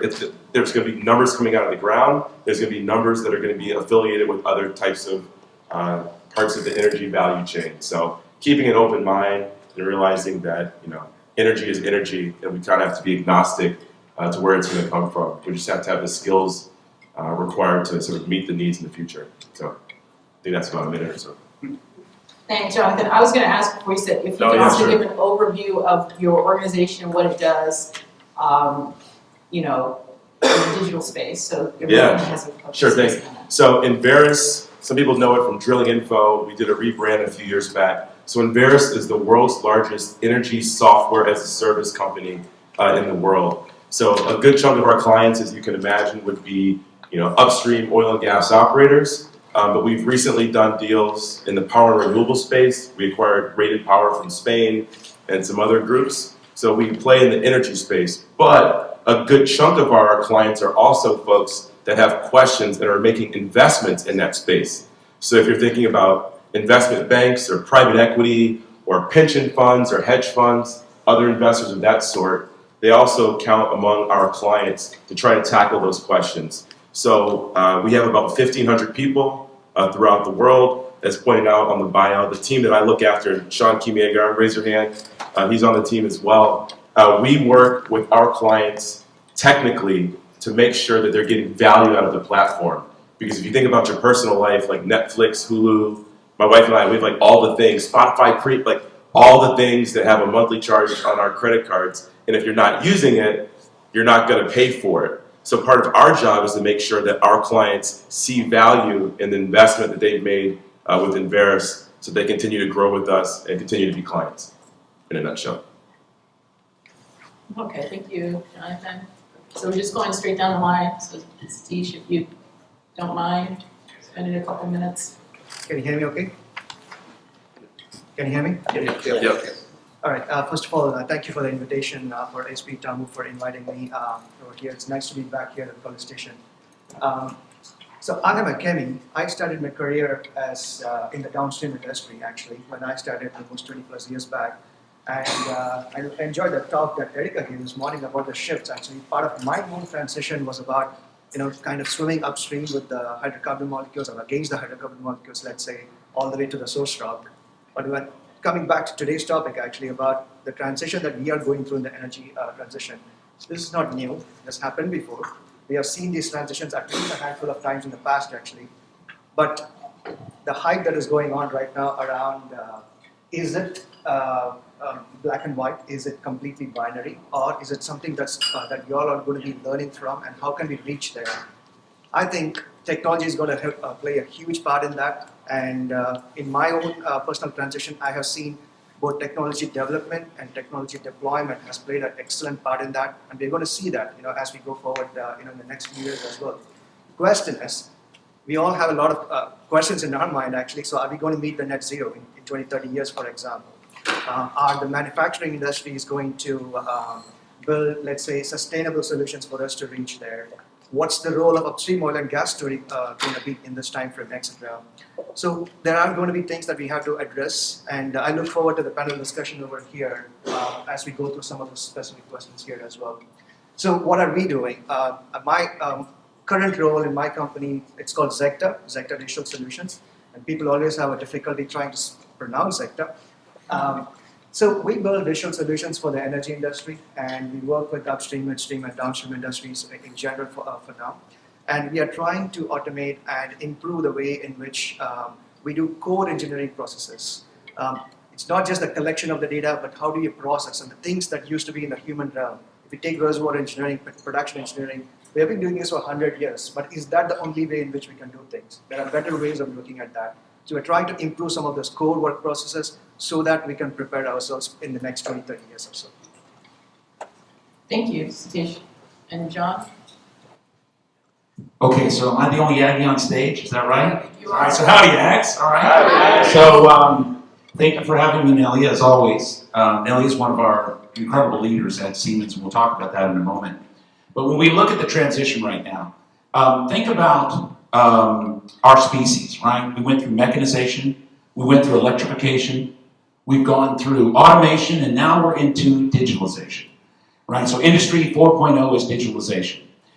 So you're really at the right place at the right time, because then I was asked the question the other day, well, then what is Industry 5.0? What is the next big wave if we go? So for me, just right now, I look at things in terms of gamification, right? I look at the computational power that our species now has for the first time that it's never had. We're putting everything on the cloud when it comes to energy. That means that right now there is no limit, technically speaking, on the amount of flops I can dial up and I can start using for deep analytics. So if we speak to you, because we're here for you today, my question to you is, what are you doing to make sure that not only are you getting your knowledge in the classroom that you have to have as a good foundation, but what are you doing to participate in the gamification of energy, right? Are you looking at getting certifications around, for example, rapid application development programs? Are you taking the time to truly understand, when we say machine learning and artificial intelligence, what is the difference between the two? And am I really getting those skills? So yes, you've taken statics and dynamics and all the classes, right? I get it. I've been here, done that at Texas A&M. But the next question is, how well versed are you in, say, like ERP systems? Do we know even what ERP means? Go Google it. CRM systems. Every day, Nelly and I are working with clients in this space where it goes beyond just engineering. There's a lot of data management. There's a lot of design space exploration. I'll be happy to talk to you after this, but make sure that you're supplementing your education here at Texas A&M with the practical education, the practical certifications you need to participate in the gamification of energy. Okay, and as we go through the panel, we'll talk about that a little bit more. At Siemens, where I'm at, I'm with what's called Siemens Digital Industries. So that's part of the larger Siemens family. Of course, our founder, Werner von Siemens, started back when electrification was that industrial wave. And Siemens has followed that way. And they bought a software company that provided a lot of design and data management software for the automotive industry. I was brought on, and Nelly and I work in the area where we want to bring those manufacturing level efficiencies into the energy space. Now, I'm a civil engineer, so I know you're rolling your eyes because a lot of you are chemies, right? And you're like, why do we have a civil engineer up here? My son, who's a chemical engineer, would say, Dad, if I was having too much trouble with chemical engineering, I would have settled for civil. Yes, I've thrown him out of the house because of that comment. But I tend to look at things in terms of the design-build environment. We'll talk about that a little bit more later on. So again, thanks for having me on the panel, and I look forward to hopefully helping you kind of shape those next steps in your future to kind of get you that job and launch your career correctly. Awesome, thank you guys. So let's do like a show of hands.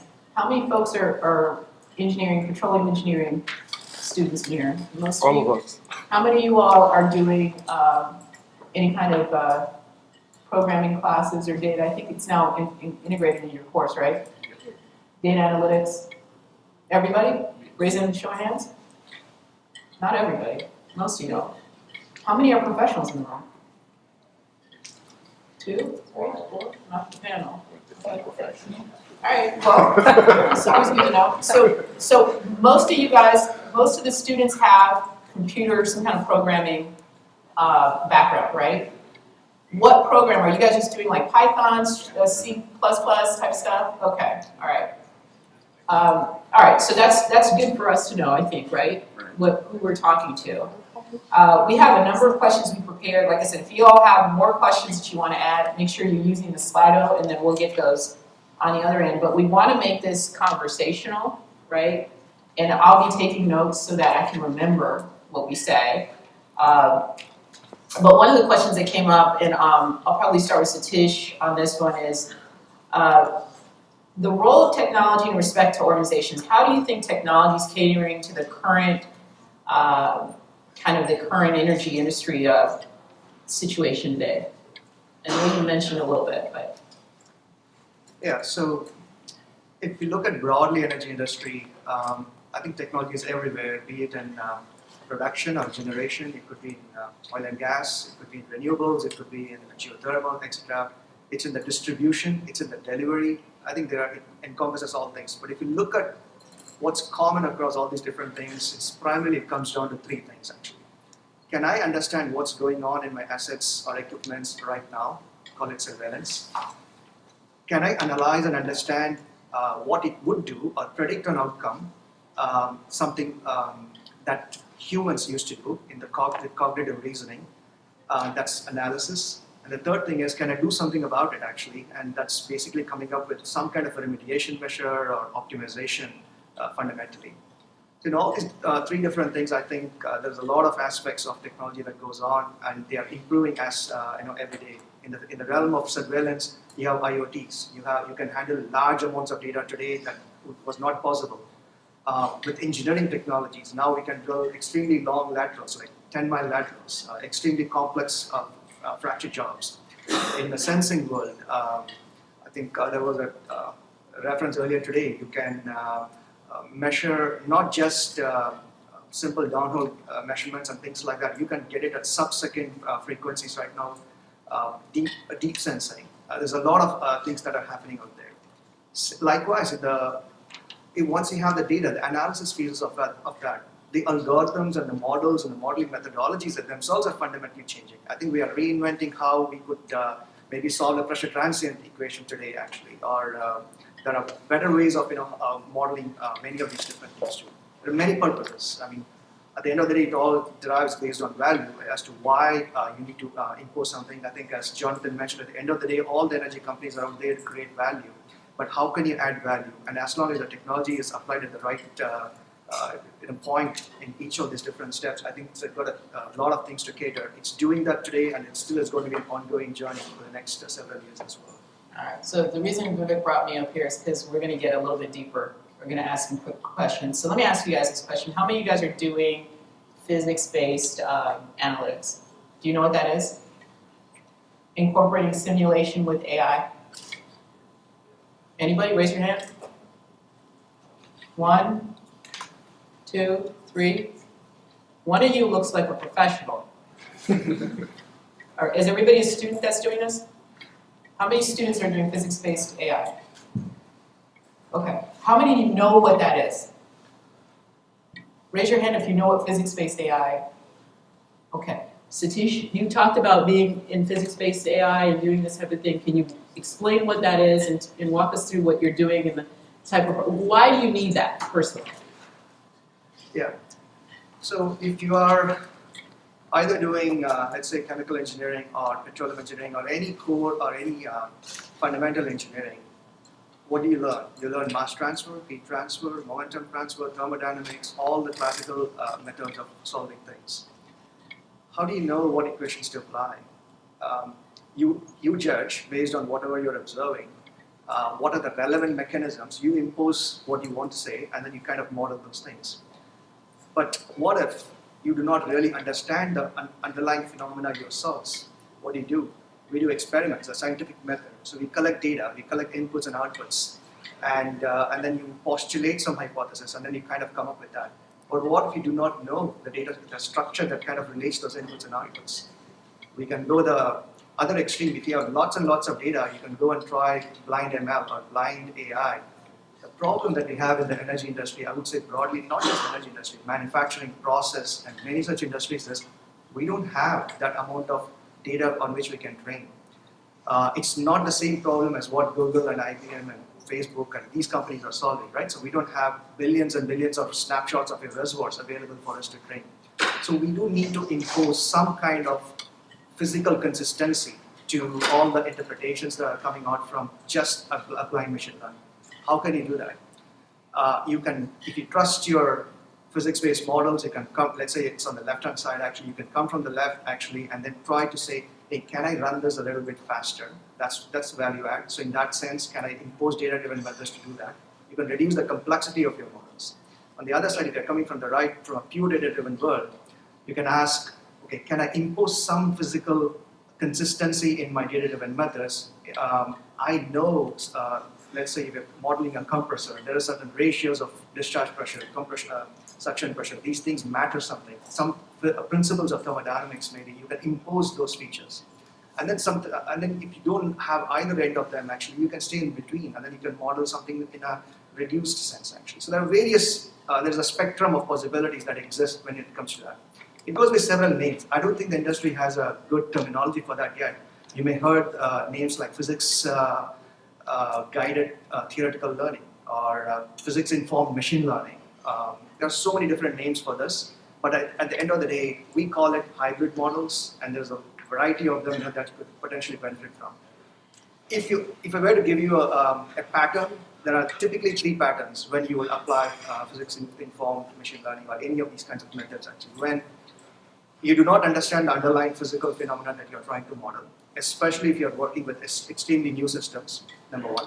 Number 2, even if you understand it, you don't necessarily have all the data that you need to model your systems. In that sense, you're not collected your triple combo logs for all your wells. Then what do you do? So you have to infer it some other way. And third, you have those 2 things, but you still have to make these decisions extremely fast.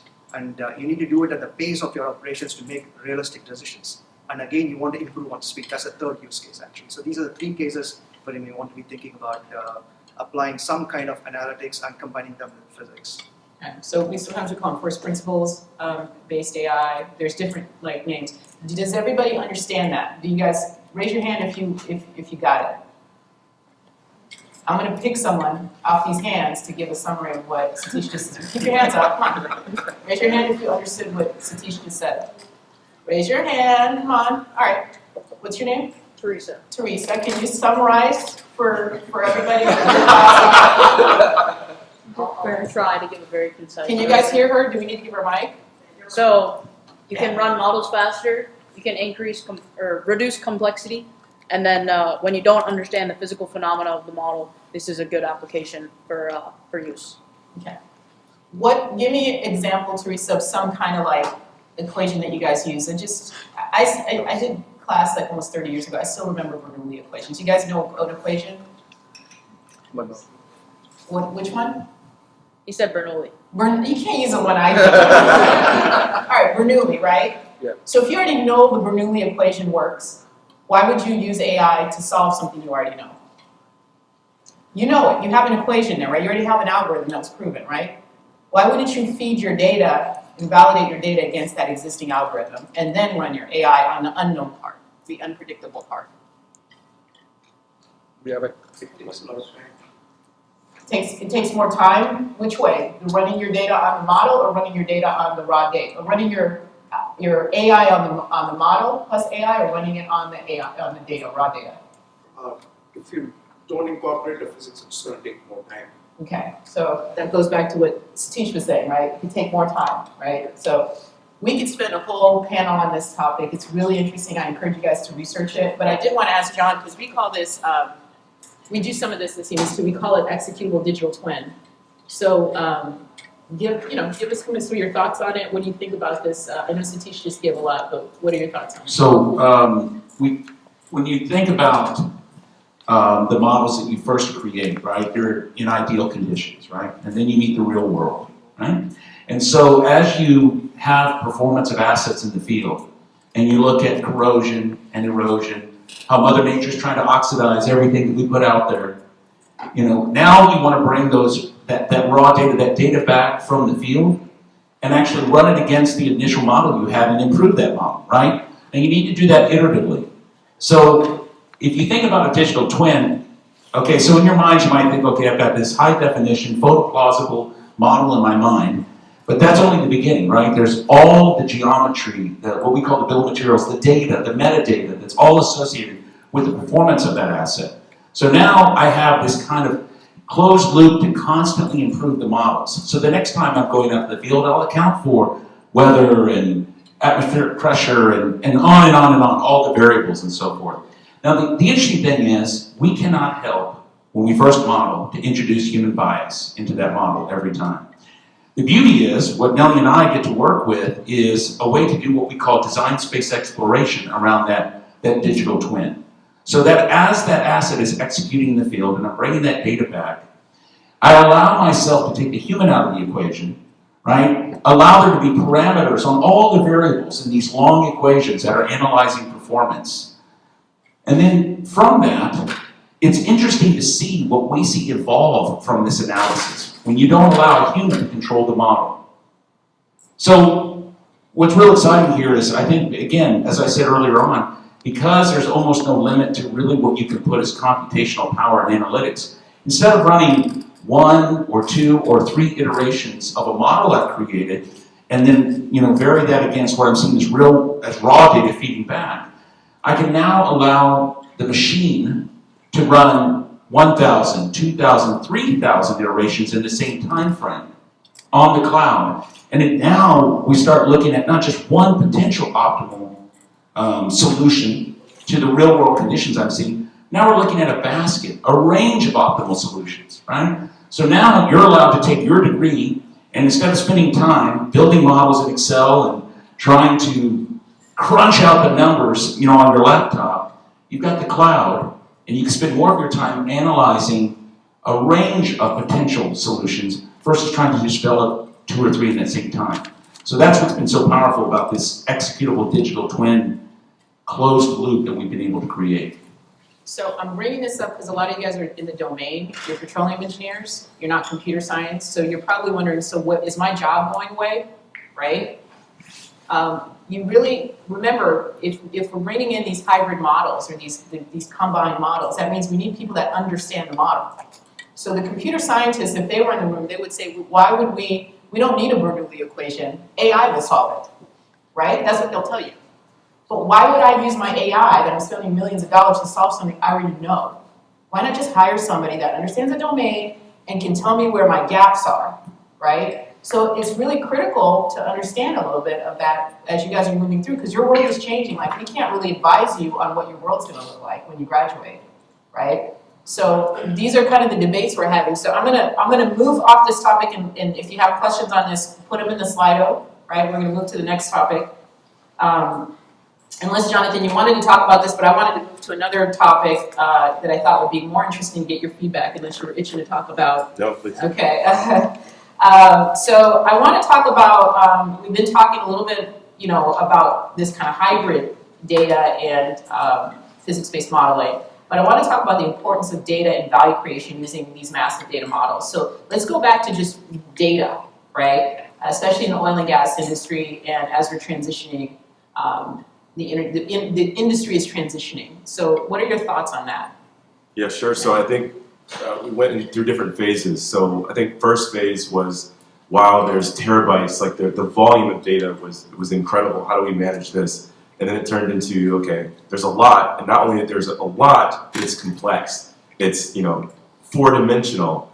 And then from the complexity and then the volume, and it was then how do we simulate that? So I think a lot of what we at Enverus and a lot of what our clients are trying to figure is how do we combine sort of these data challenges also with things that are harder to quantify, like whether it be regulatory pressure.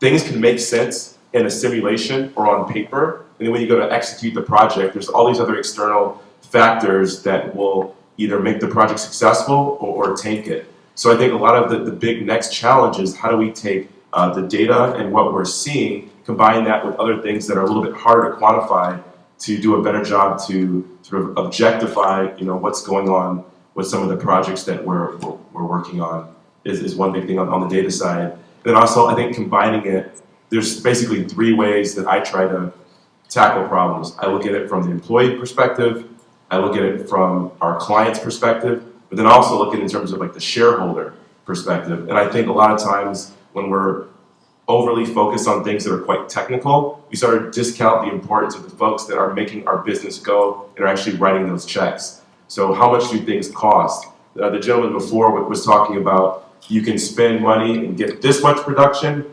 or it might be more economic to get this much production relative to what it costs for you to come up with that. So also looking at that side of the equation is important. And I guess the last thing I'll say about this, in terms of through the lens of data, is that if you think about particularly the oil and gas business, a lot has been relied upon on experience. There's folks that have been doing it for 30, 40 plus years, and that's really valuable and super important. But a lot of what makes those folks so valuable is they've seen a lot of these cases and scenarios before.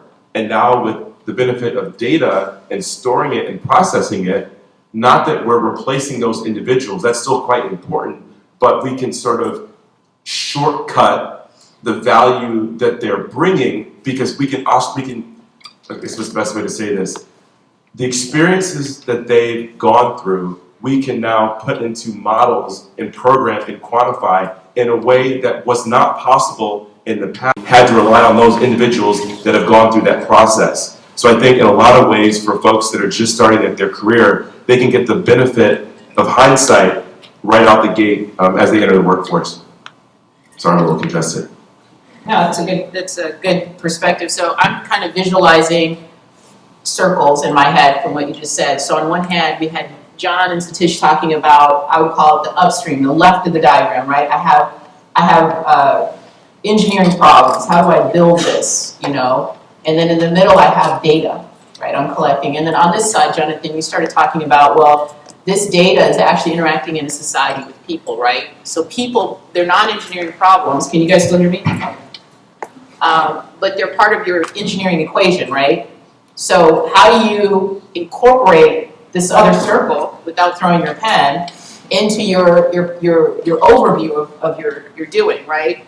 So you cannot just, engineer and ignore that you have, I appreciate that. Ignore that there are people in the world, right? So that's part of your view. If I'm hearing you, Jonathan, and how you're incorporating it into there. So I'm gonna ask, raise a hands, anybody that wants to jump in. Jonathan mentioned a few scenarios where people are involved. I know engineers don't like talking about people. Raise your hand if you can think of a few other scenarios where people might be involved or comment on it. Anybody? People? While you're engineering things? There is one hand. Thank you. I appreciate that. I think we were talking about IoT and SCADA and whatnot earlier.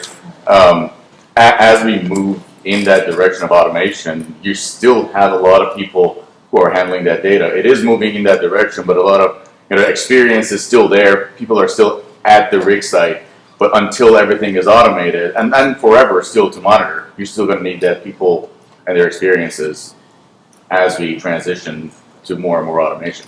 Okay. And I'm not going to put you on the spot, so anybody here on the panel jump in. We're talking about energy transition, which by the way can mean that's just nebulous, right? Every time we talk about, you said, Jonathan, we start talking about like green energy, but hydrogen is also energy. Natural gas is considered green energy, right? So it's one of those conversations that we circle around in. But in the transition part of it, and maybe Jonathan, you can talk to this a little bit of it. This kind of man in the loop, where this person still these humans that are still sitting around this scenario. How do you, with data, what do you envision that impacting, or how do those things interact? The people and the data, and now this energy transition that's happening.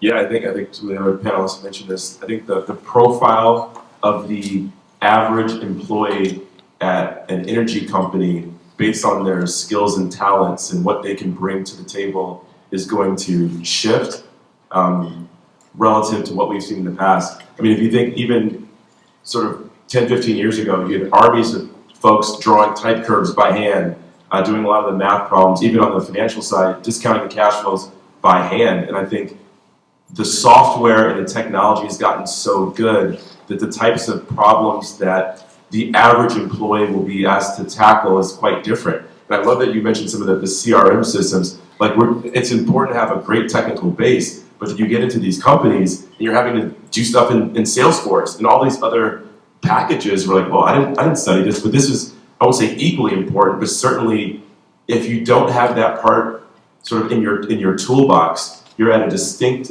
advantage relative to your colleagues who can make that go. Yeah, I'd agree with that. I would also say that, when you get your degree, the beauty of a chemical engineering degree is it represents the breadth and depth you've committed to your future career and so forth.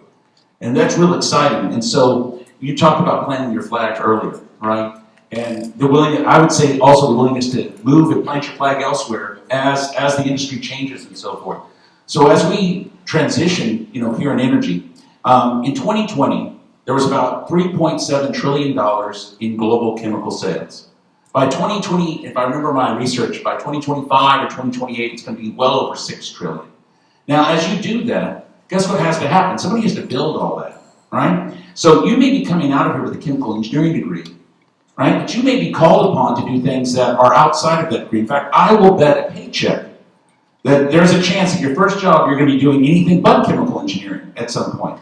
I know that's the way it's been in my career, right? So ask me how many times I've designed a well or built a bridge, right? So that was what I wanted to do my whole career, but I haven't done any wells or built any bridges, but I've sure been involved in a lot of projects all over the place. So you're going to have some flexibility there. So as we transition, and to your point, to quantify that, Jonathan, right now, at any one time, if you look at a 5-year window on global energy and chemical projects, there's about $11.2 trillion in projects. There's about 10.9 before the pandemic. Of course, it tapered off to about 8 trillion during the pandemic. It's back up to about 11.2 trillion. Now, here's the interesting thing. In 2016, when it was roughly about 11 trillion, you had the bulk of that investment in the fossil side of the business.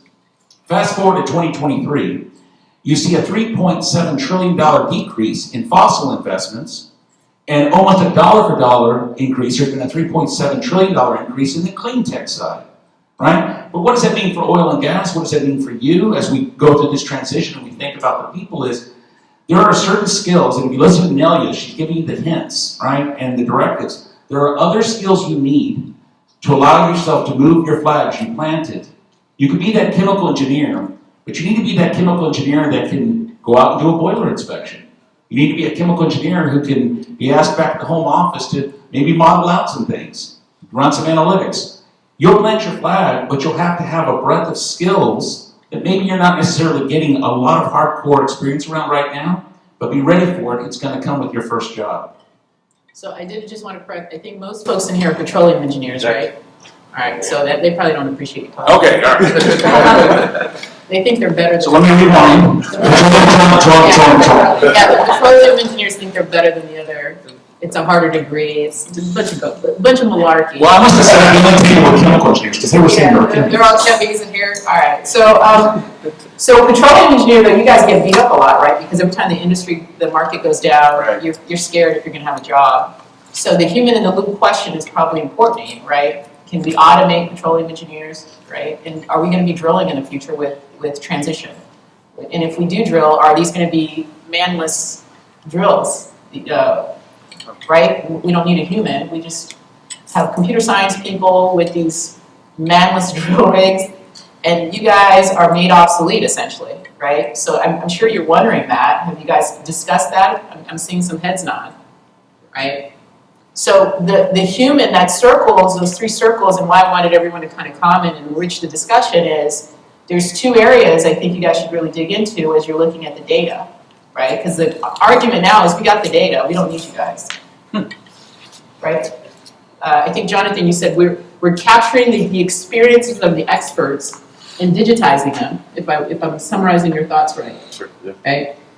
So we're capturing the experience of the people that have been doing what you guys have been doing for 20 and 30 and 40 years. Why would we hire a young person and develop them out if we already got you digitized and we can replicate what you're doing?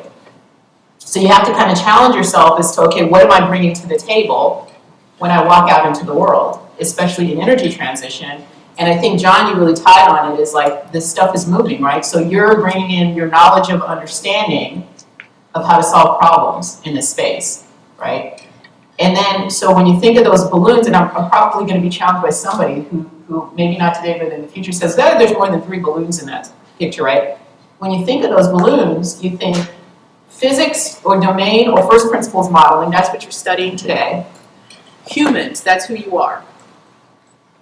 Data is what we're collecting. The data is not going to give us all that other stuff. Somebody has to map between data, first principles, and human, right? And I really like the feedback the gentleman gave that was sitting, because he said, oh, all this IoT is coming, we're still going to have humans in the loop. That's within the system, but outside the system, you still have a bunch of stuff this stuff is impacting.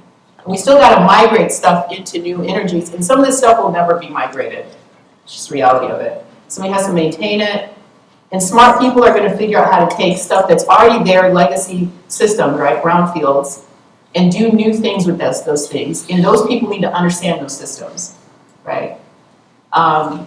We did AI, and John could probably talk about it, where we built these AI stuff, and this thing will design for you something simple, like it'll design a pump or something. But you run it like 10,000 times, and it'll come back and give you like 5 best ideas for a pump. You put all the variables in it. So here's 5 ideas. Well, one of the pumps is not even based on, when you look at this, it's like, who would ever, we can't even lay this anywhere. This wouldn't work, right?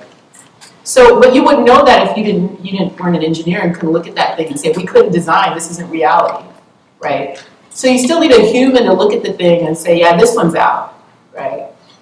So I just want you guys to think a little bit and listen to the speakers on these topics. We're going to move into future. Again, if you have any other questions on that, so we just got out of data and technical operations. We talked about background. We're going to go a little bit in the future of this whole space. And I'm going to ask the panelists, and Satish, you've been quiet, how do you think digital technology's role in conventional oil and gas industry will change over time? Yeah. We will not be just PowerPoint engineers. Even that job is going to be taken by ChatGPT, right? So if you look at all the kinds of things that we're trying to do, things that can be automated will be automated at some point in time. But the important thing is, as engineers or as people in the loop, for example, we need to be looking out for the things that are not being done today. For example, if I take an example, I mean, my very first job out of school was to implement advanced process control system for a gas oil separation facility in Philippines, actually. And you know how many of them exist today? Zero. We still don't have any single offshore facility, for example, running on them. There are still a handful of opportunities. We let the mundane job or the routine job to be handled by systems so that the future of what you all are going to be looking at is to look for opportunities where we can add more value to the system.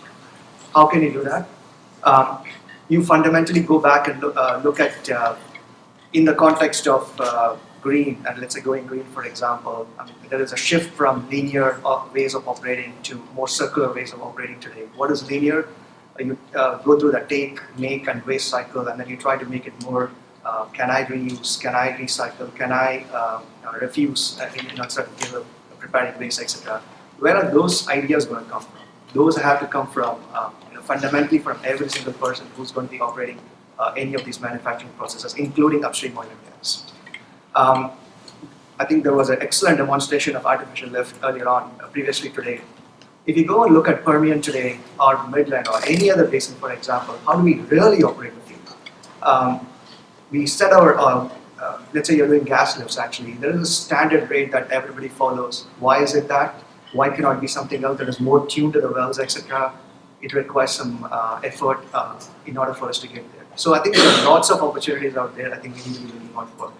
Those are the value-added stuff I believe we can have people work on in the energy industry. I personally believe there's a lot more opportunity for energy industry to become more efficient, and the competition and as John also talked about the mix that you're going to have in this energy transition.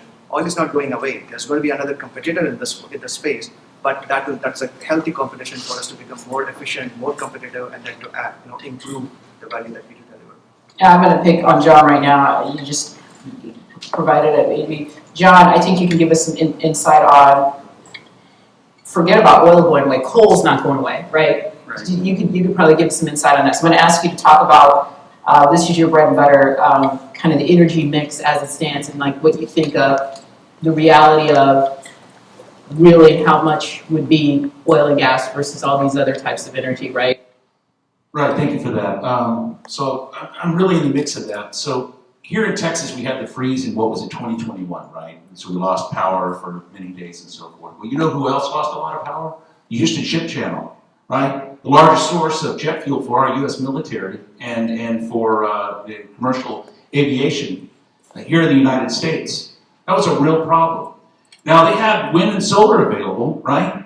But we still lost a lot of power. So what we're seeing with industry and so forth, while we're all moving to net zero, we're all looking at decarbonizing, we're all considering the fact that single-use plastics now form one of the biggest sources of pollutants in the ocean. Yes, all that exists, and we're all moving to rectify that. But we also need the power on. If you're going to electrify society, which we are doing now, that means power needs to be available, what, 24/7. You're not getting that with current technologies in wind and solar. I mean, maybe some of you have seen the headline, but there was a wind equipment manufacturer that just took an almost $1 billion loss last quarter. Right? Now, I'm not sitting here to criticize wind and solar. Everybody's in the mix to do what? Help our species. Right? So if I'm talking to electrical engineers, or if I'm talking to anybody else in that field, I know we're doing the noble thing as a species and trying to rectify our impact on the planet. But you have to understand, gas will always be baseload in the for the foreseeable future. You've got to keep the power on. Okay, so now we've got battery chemistries. That's coming online. We're doing a lot of work with customers on that at utility scale, right? Because that then reaches the gap for wind and solar to be more consistent, if you will. But again, we still have to have base load power. So petroleum engineers right now represent that bridge to whatever that future might be. I mean, I don't have a crystal ball. I cannot tell you what our source of energy will be in 100 years. I'm guessing it's probably going to be fusion related. We just saw the headline, right, from that national lab, where for the first time at laboratory scale, we got more power out than we put in. But I'll wager a paycheck that there will be a generation or more before we see it at commercial scale. So you're going to continue to see a growing mix occur. Wind will improve, solar will improve, nuclear will improve, hydrogen's coming online. No matter what, there's always a market for hydrogen, even if we don't use it as an energy carrier that sits in our vehicles.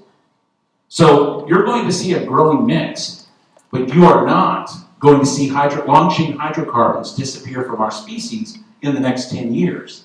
Long before long after I'm gone, you're gone, your children are gone, we're still going to need synthetics. We're still going to need agricultural complements from oil and gas.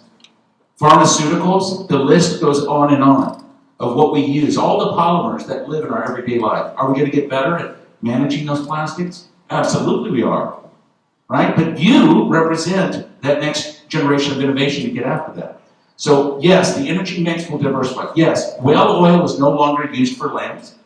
They put kerosene in place. No longer use kerosene. Now they're electric. They're no longer incandescent. Now they're LED, right? But do we still need people with electrical engineering degrees? Hello? All right, so the technology will change. And when you move to plant your flag, as she was talking about, you're going to have an excellent base, but you're going to diversify. You're never going to stop reading, right, as you go through your career. And you'll be part of that mix. You might be like me. You might find yourself, halfway through your career, you don't do anything petroleum related. But because you have an energy base, right, that started in petroleum, you find yourself in another career. Right? So just be ready to plant your flag elsewhere as you go forward and know that this energy mix is going to happen. And like I said before, it's by the trillions that you're seeing the shift. By the trillions. But get this, if you are in the oil and gas business and you do find yourself working in a petrochemical plant or upstream, for production and so forth, that demand is not going away. So you haven't picked a bad career path. In fact, I'll tell you this, the reason why we stress digital so much is that when a company is growing, right, they want to maintain that growth, they're investing in digital. When a company is in decline, what are they doing? They're investing in digital because now they have fewer people to work with and they've got to force multiply.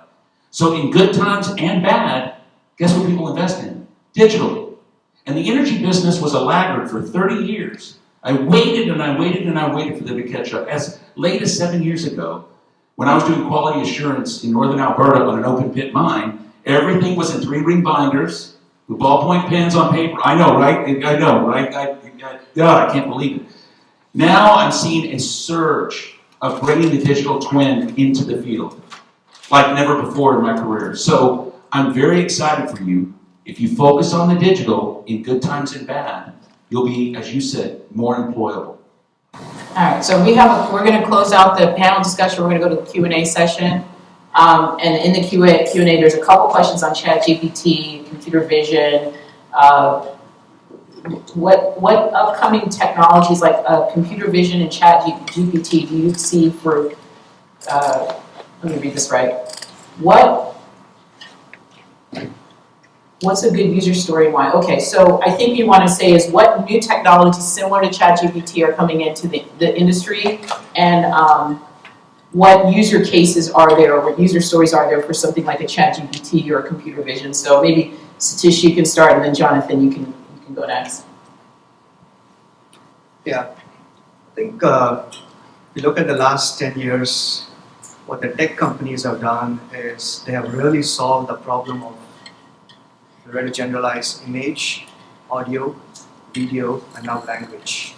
Right? I think leaps and bounds actually. I mean, it's amazing what we are able to do today. Of course, it was built on the foundation of so many other things, but for now, I mean, like, it's amazing when you see these kinds of news. Of course, as late as this week, when we saw Google Bard getting announced, and then just before that, the stock price go down. I mean, everybody was talking about the glitch and why Google lost $100 million. But if you look at the leader that's going to be in that space, actually, what's the value that's going to be out there for somebody who can really win that space? Why? Because people are already thinking about the broad impact it's going to have for other industries, including oil and gas, right? So where can oil and gas benefit from such things? Generative AI in general.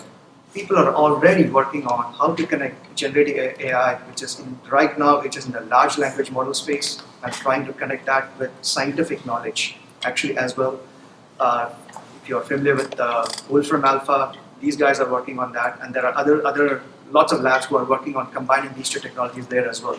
The question is, it's not going to fundamentally solve domain problem, but the ways in which you can interact and work with the systems is going to broadly significantly change.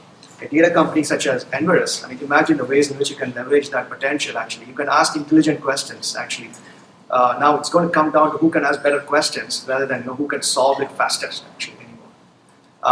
If you take computer vision, some of those ideas and technologies in the deep neural network space or the convolutional neural network space, I think they are being used in solving some kinds of reservoir simulation problems. Actually, Hector has done some amount of work on that in the past as well actually. So there are a lot of interesting ways in which people are applying. But everything needs to be adapted, right? So the breakthroughs, at least in the oil and gas energy industry, is not just going to come from outside. What comes from outside are going to be enablers, but it still needs to happen from within so that we can combine these two things and then make the best out of what we can do. Yeah, I mean, I thought it was really well put. I mean, I think about in our space, I'll take an example of something that we've looked at and continue to look at. Can you ask a question and have it come up with an answer relative to our software? I'll give you an example. You all know ChatGPT. Do you all know DALL-E? It makes pictures. So could you imagine a situation in which you could say, I'd like to drill 9,500-foot lateral in Susquehanna County, Pennsylvania, 60-stage frac. And instead of having to put that all on paper, could you actually, from your mouth into the software, actually have that design on your behalf? So again, it's not, I think some people make this point, it's not replacing what you do, it's making your job more efficient, and then you can spend more time saying, well, should we actually be putting a well there? Or should we be refracking? Or there's other questions. There's an expression I like, do what you do best and trade for the rest. Like we didn't, get rid of the stone, we didn't leave the Stone Age because we ran out of stones. I really like that expression. So there's other problems to tackle that aren't just your bread and butter. And to the point, I think, John, that you made about studying petroleum engineering, and I don't know if this is sacrilege to say, I think throughout life, it's less about just the petroleum piece and then showing to the world that you can solve complex, difficult tasks based on your ability here at Texas A&M to solve really hard problems. That's what you're trying to show the world. It's not purely dedicated to one particular form of study. But, yeah, I think that's a good point, and I encourage you guys to be agile as you graduate and think outside the box. I did my undergraduate chemical engineering, and I have used it. But obviously we've all moved around. Some of my patents are on visual algorithms, right? So I did want to comment on somebody said computer vision. And I did a lot of work in this. Gaming-based engineering, VR-based engineering, years ago before, I want to say before some of y'all were born, but that's just malarkey, it's not true. So when I tell you guys the domain piece is critical for you to chew on and understand, it really is, because I work with developers that didn't understand the domain, that's why they brought me in, and I had to learn their business, they had to learn my business, right? I've been on a field, I've been in the refinery where grass was growing on a pipeline and dirt, and they would tell you stories about, oh, this is all the sophisticated, sexy stuff we could do with the VR and the game and the digital and the AI on it. I'm like, have you been on a production facility? Are you kidding me? So there's a real feet to the ground thing I think you guys should keep in mind, and I really like what the panelists have said. I'm going to give everybody a minute. We have a lot of great questions, but I asked you guys, we're not going to be able to go after all the questions, but when the panelists come down, find them, ask the questions directly, or email your organizers. They can send the questions over to us, and we're happy to answer them. Okay? So I'm going to give each of the panelists, maybe we'll start with John and walk down. If you could just do 1 minute, we're over already, I think by 30 seconds. 1 minute each person to just give a synopsis. We've talked about a lot. Give your summary to the audience. Okay, so my summary is this. You need to take a moment to supplement your formal education with skills that will be needed when you get out there. You need to consider rapid application development, getting certified in that, because you may be called upon to assemble very quickly. For example, I'm going to send you out in the field, I want you to do some inspection. Okay, well then, do you have an app for that? No? Well, you might be the one that has to develop it. Right? So there's going to be some real world practical opportunities when you step out of this university, and you need to be ready to do it. So you need to have that, You need to also make sure that you take some time to look at adjacent technologies like enterprise resource planning, right? And we'll talk about this afterwards, I've got a minute, but I want you to take some time to do that. Your resume will look better for it if you've got your internships, you've got your formal education, but you've taken time to look at other areas you may be pulled into to problem solve at these companies. Doctor? Well, my summary is, I think, never stop learning, be curious, and if you have that mindset of always asking or not accepting the status quo and have the value creation mindset, I think you'll not do well anyway. I think there was a wise person who once said, it's better to burn out than fade out, which is at the back of the room over there. I think bottom line is, at the end of the day, as we enter the workforce, things are going to change, expect change, and be prepared for that, and look for opportunities in every single change that is out there. Spread your foundation pretty good, especially in your first few years. Take as many opportunities that you get. My formula is at least 3 to 5 years. If you're lucky, you'll have all those opportunities. Otherwise, you need to create them. Seek out opportunities. There are technical sections, SPE chapters. I think Texas A&M has an excellent industry collaboration program that goes on as well. Take all those opportunities and spread it as much as possible. You never know what you will need 10 years from now, 15 years from now, but at least that foundation will take you all the way. So I know this is a summary, but this is maybe a piece of advice. I think there's a lot of pressure, particularly when you're getting towards the end of school, to get that first really cool, really fancy job at some big marquee brand name company. And I think that there's very little relationship, maybe even zero, between that first job or what you do a year or two out of school and then the trajectory of the rest of your life. Every single company that I've worked for, I didn't even know existed a couple years before I started working there. So it's give yourself a little bit of grace. Remember, you have to learn before you earn. One of the things that's such a big turnoff is I have to interview a lot of folks, and people are so worried about what's the next step. Like, so can I do this for a year and a half, and then when's the promotion? Or what do people do? What are the exit opportunities? And I think it's important not to be blind to the answers to those questions, but you have to start to learn before you start to turn the corner and then start to worry about the money piece and like the titles. Like, you have to enjoy the ride, and you can shoot yourself in the foot by getting ahead of yourself. So I think enjoy the ride and don't beat yourself up. All right, great words of wisdom. And as I said, if you guys have any other questions for the panelists, please reach out. I mean, they're here. If you can't get on, talk to your organizers. Thank you guys again for having us up here. Really appreciate it.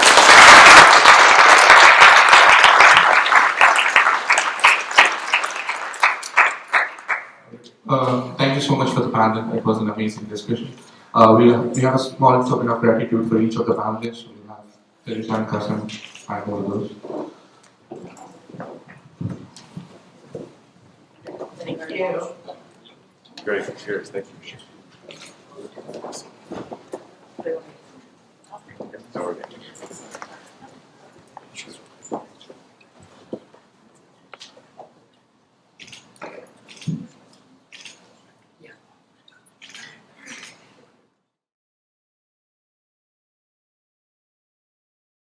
We have our lunch speaker, Mr. Ron Gusek, who is the president of Liberty Oilfield Services.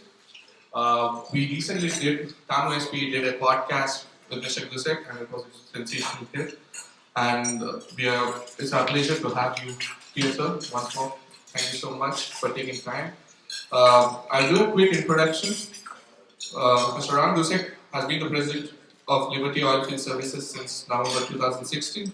Before assuming the role of president, Ron was the VP of Technology and Development in 2014.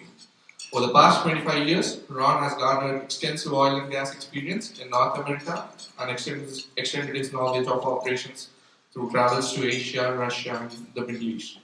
Ron holds a BSc in Mechanical Engineering from the University of Alberta. The stage is yours, Mr. Gusek. All right, hopefully this works okay. I'm a pretty loud talker, but if for any reason this cuts out, I think we'll switch to a handheld. Pleasure to be here with you this afternoon. This is my first time in College Station, so it's great to be here. I hope to have a little bit of time afterwards to take a quick drive around and see campus. You may be able to tell from some words I say. I don't know if the accent's always obvious, but I didn't grow up here. I'm from Canada. My parents lived just outside of Edmonton, Alberta. I went to school there, got a mechanical engineering degree, and swore I would never work in the oil and gas industry. As it turns out, in Alberta, that's a hard thing to avoid. And so I find myself now 25 years into a career in oil and gas. I'm going to touch today on a few things. I'm going to talk just a little bit about my career and what it looks like for an engineer to find their way to running a company. Now Liberty is about 5,000 people big. We are a major provider of hydraulic fracturing services along with wireline and a few other things in North America. So I'm going to talk a little bit about that. I have a couple of slides of a larger presentation that I give to talk about my career. I'm going to talk a little bit about what we call bettering human lives.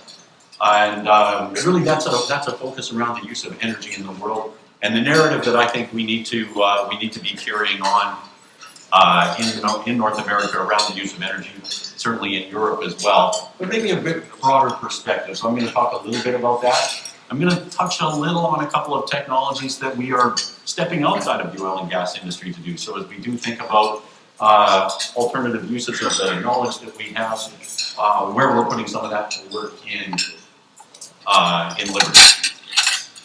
My first summer out of college, I did not work as an engineer. I spent the summer planting trees. Anybody here ever planted trees? It's if you truly want to get paid for the value you deliver, this is an experience you should go try. You get paid by the tree. Between 7 and 12 cents for every tree you put in the ground when I went and did this.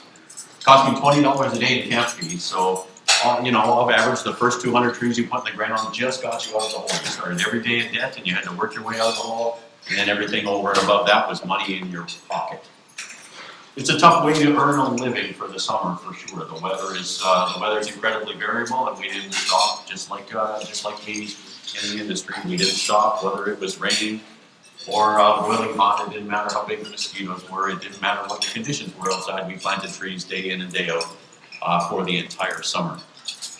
And I would tell you as a little bit of career advice that I always encourage people to go out and find challenges like this. I got a great piece of advice from a sales mentor that I had earlier in my career, and his message to me was always have a story to tell. And so I have set about over my entire career always making sure that I have a story to tell, always trying to find something that's a little outside the box, maybe a little bit of a challenge for me, something I probably wouldn't by default go and do, so that when I sit down to talk with people, I always have a story to tell. And this is certainly one that I reflect back on fondly. A little bit of dirt is good for you, and I say that not only for going out and planting trees, of course this is very important work that goes on, but I say that for your career in, if you choose to work in oil and gas, ultimately for your career in oil and gas. Liberty employs about 4,000 people out in the field. They are the tip of the spear, and what we do, they are the most important people in the company that I work at. I do not have a job without those people out there. And I think that I'm better at my job because I understand what they do. My first job in oil and gas was out there swinging a hammer alongside of the folks that operate on a frac crew. I used to be able to run a frac pump. They're a little different today than they were back when I started, and so I'm not sure I'd be quite so skilled today. But I have a fundamental understanding of what it is that our crews have to put up with each and every day when they are out there.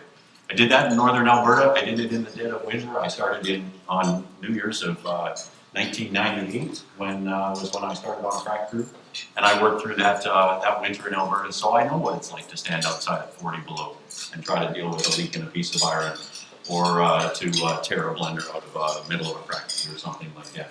Understanding that makes you a better leader in an organization, so I would encourage you to never, ever, ever shy away from going to the field. And that shouldn't stop no matter how far you get into your career. You'd be amazed how much it means to have to the people out in the field when you take the time to show up and spend a little time with them. A little bit of dirt is good for you. We do important work in the oil and gas industry. I had the privilege to go back to where I planted trees. I took my wife back there about 15 years later, and lo and behold, in the place where I spent months putting little seedlings in the ground that were about 6 inches tall, there now stands a bunch of trees at that point in time, well on their way to a forest. Today, I'm sure, a very, very mature forest. The work that we do in oil and gas is equally as important. It builds a foundation for the future. And while I think about that in in the context of time, I also think about it in the context of space. Much of the value that we deliver will be delivered to people that you never ever see. And so I want to spend a little bit of time talking about that today. Liberty publishes every year an ESG report. We are a publicly traded company. We trade on the New York Stock Exchange, and as part of that, we are expected to issue an ESG report that talks about the good we are doing inside of our organization, the work we are doing to attempt to lower our emissions footprint per BOE produced, per MCF of gas produced, however you want to measure that. We have decided to take a little bit different approach to an ESG report than I think almost anybody else in the industry. I'm not sure there's another report that looks quite like ours. You'll find it on our website in the form of a PDF, so I encourage you to go have a look at it. Much of what I'm going to talk about today, you'll find in there in some way, shape, or form. Our ESG report's about 100 pages long. The first 50 pages of that talk about energy and its role in the world. We tackle head-on the issues of climate change, of energy poverty, of the role in food, and subjects like that. Those are important subjects to talk about. Our goal in doing that is to provide people with knowledge, with information, with a narrative that I think is best descriptive of the importance of oil and gas and how it has changed our world. Now, as I start to talk about this next piece of the presentation, again, this is part of a much bigger presentation, but I hope it gives you some context for how important I think oil and gas is, and unfortunately how far off I think the narrative has gotten around the importance of oil and gas in our world. Now, we do have some challenges, but I think they get talked about in the wrong order. Unfortunately, today, I just came from Washington, D.C. I spent 2 days in the Capitol talking with politicians about oil and gas, the narrative there, and the work that needs to be done to ensure that we're having a reasonable, pragmatic conversation about energy, the importance of it in the world, and the damage that we are doing by trying to convey a message that oil and gas will be gone in a decade or two. The State of the Union happened Tuesday night. I arrived in D.C.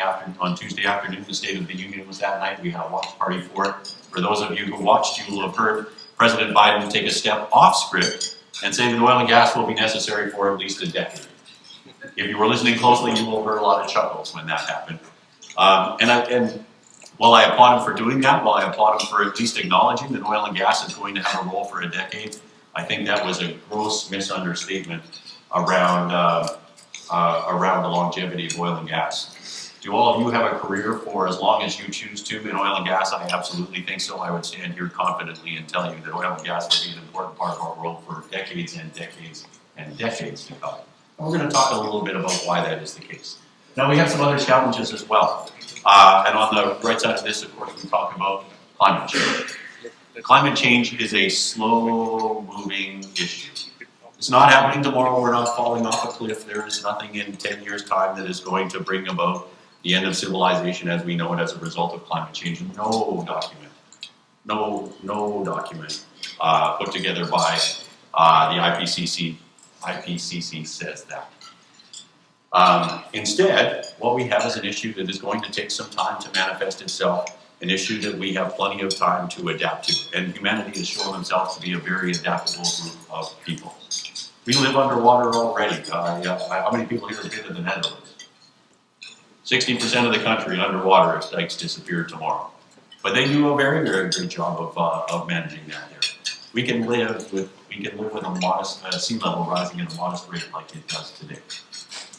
And I won't get into the weeds on all those challenges, but suffice it to say, if you look at the economics of this, and William Nordhaus received the Nobel Prize for Economics in Climate Change, the cost of climate change to us, based on the reasonable projections that it looks like, are no worse than a modest recession to humanity over by the time we reach 2100. Instead of us being 385% richer, we're going to be 375% richer or something like that. So definitely a very, very manageable problem for us. And unfortunately, instead, it has become the problem that we talk about.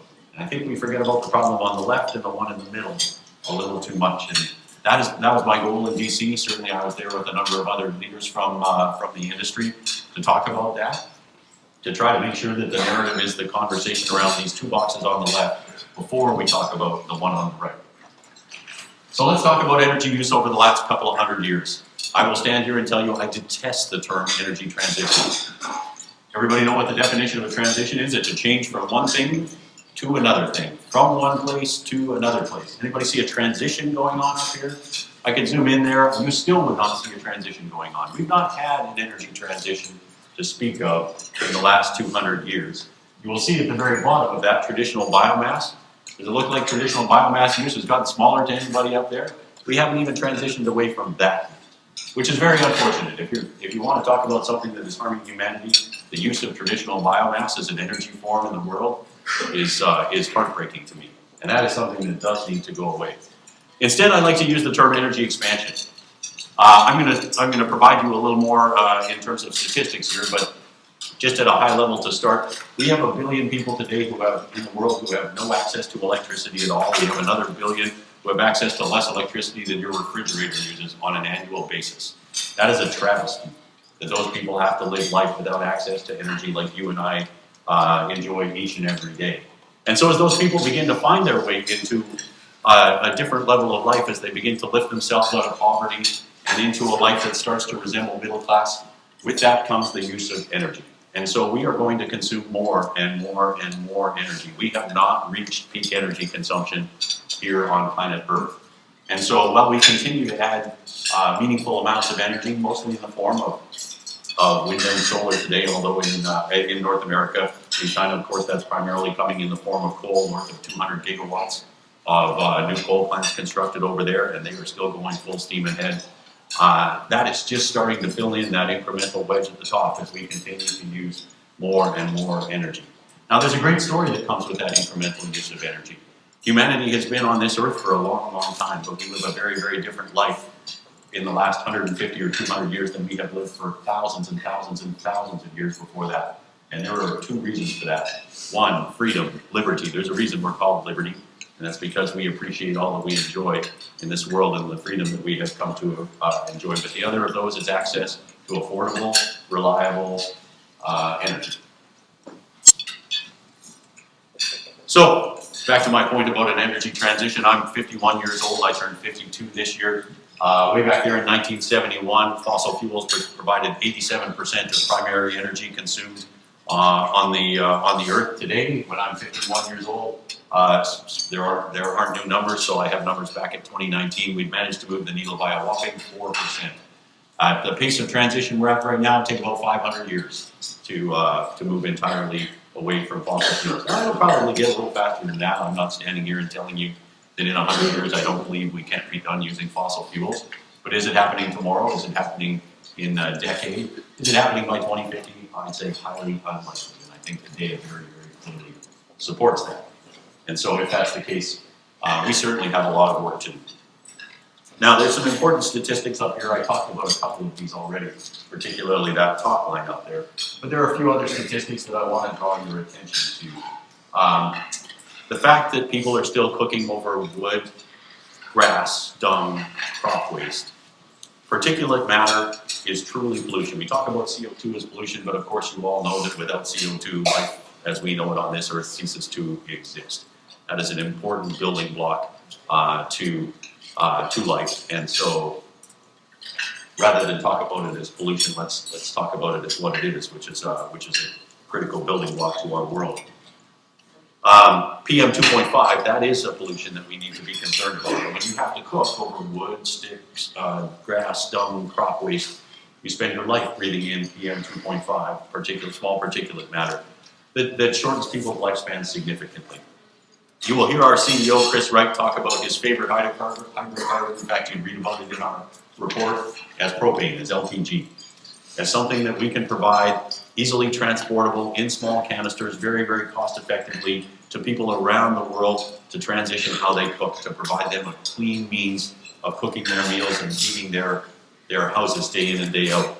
The statistics in China for the transition to from cooking over biomass to cooking over LPGs are simply phenomenal, but we have a huge amount of the world that is yet to make that transition. And so, unfortunately, indoor air pollution still ends a tremendous number of people's lives much, much earlier than they should. It's still measured in millions and millions and millions.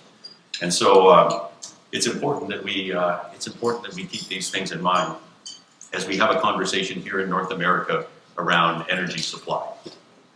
There are lots of other numbers that can go along with this. Of course, we deal with significant challenges around access to clean water, around access to sufficient nutrition to grow up, and the numbers are meaningful. Tens of millions of children who don't have access to sufficient food today as a result of lack of access to energy. We still have people who don't get to drink clean water, who don't have access to clean water every day. We still have people who die from malaria. Of course, malaria used to run rampant in the United States, but of course we have basically eradicated that from this country. You do not hear about malaria in the United States, but if you travel widely, you will find that there are places where you go, you have to take malaria pills before you go there. 600,000 people a year dying from malaria. That is something that we can eradicate. But it's not a challenge you hear talked about in the press today, which is unfortunate in my mind. My point simply being that, look, there are a long, long list of challenges that bring to an early close to people's lives that I fear have disappeared from mainstream media today and really from people's minds, all because this notion of climate change and a need to make a change in how we get our power has come to dominate the mainstream. The plot down on the bottom there is a Gapminder plot. A wonderful fellow by the name of Hans Rosling. He produced a book called Factfulness. I highly encourage you to read it if you have not. His goal in that book was to help people understand just how far off of reality their perception probably was. It tells a tremendous number of great stories about how many people are getting an education today, about how far we've moved healthcare. The list goes on and on and on. So they do a lot of great work there, and I love the book for that. This plot tells a very, very important story, though. It talks about access to energy and the lifespan that you are likely to live as a result of the country you live in and your ability to access that energy. The bottom left-hand corner, you would find Chad. The top right-hand corner, you would find Japan. The delta in lifespan between those two countries, 35 years. You live 50% longer if you live in Japan than you do if you live in Chad. In Japan, they consume 100 times more energy than the average person has access to in Chad. If that's not a statistic that doesn't get you up in the morning and fired up about what you're going to do each and every day, then I don't know what is.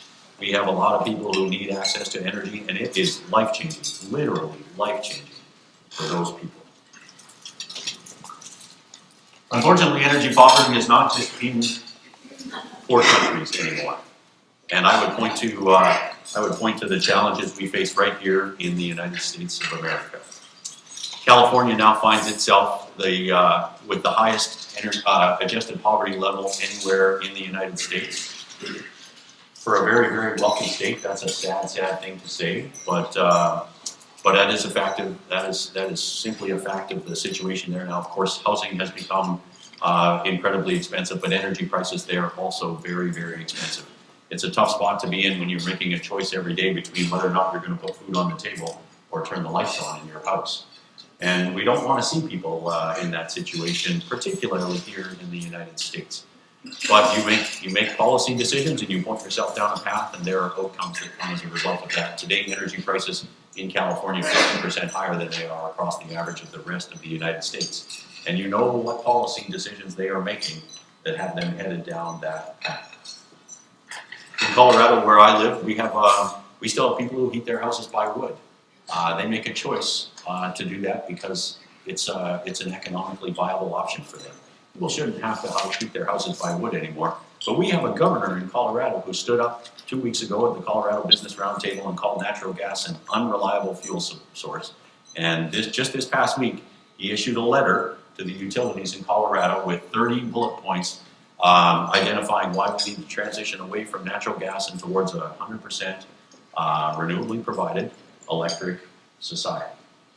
And I have to wonder how we can do that without impoverishing more Coloradans. We have a tremendous number of people today who are already struggling to pay their electricity bills and their energy bills.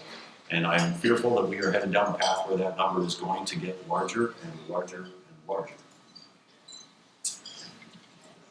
I'm going to point to one other significant issue that ultimately comes out of this picture. Everybody know who Haber and Bosch are? Nobel Prize winning physicists from Germany. They came up with a process to synthesize nitrogen fertilizer using natural gas. Maybe the second most, after heating your home, use of natural gas in the world today, maybe the most important if you're in a place where you're not worried about heating your home. If we were to get rid of nitrogen fertilizer, food production around the globe probably drops by of order 50%. We saw the impact of high natural gas prices last year. Of course, we're making energy decisions around the world that are ultimately hurting our ability to develop natural gas and build the infrastructure that has it accessible to everybody. Natural gas prices spiked last year as a result. Fertilizer plants shut down. People made a decision to stop producing fertilizer last year because natural gas prices got too high.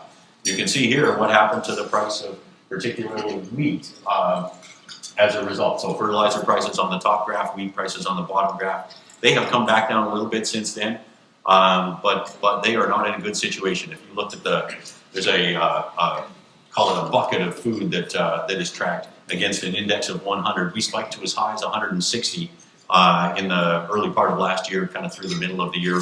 We're back down to 130 relative to a time frame 2014 to 2016 being a baseline of 100. But food's still 30% more expensive. Now that's great if if you're in our shoes. I consider myself very lucky to not be making decisions every day around putting food on the table or providing energy for my family. But if you're one of the countries down in the bottom part of this graph where you're struggling with a daily income to provide sufficient nutrition to your family, a 30% increase in food prices is decimating to you, absolutely decimating. I don't recall seeing this in the news. I don't know if any of you read this as part of the news stories last year. But this is a problem we need to be talking about. This is a conversation that has to be happening. This is a message that has to get delivered to people around what happens when we make policy decisions in oil and gas producing nations that have ripple effects around the world, most of which we don't see. So a little bit about energy. I won't spend too much time on this, but this is a picture of where the last billion people got their energy from around the world. And we'll break this down a little bit here into each of the countries and where we get our energy mix from now. And you can see that it varies depending on where you are, but a significant amount of coal still out there in the world. Oil and gas play a meaningful role. There is some amount of renewables, more in some places where they're more readily accessible, less so in other places where they are not.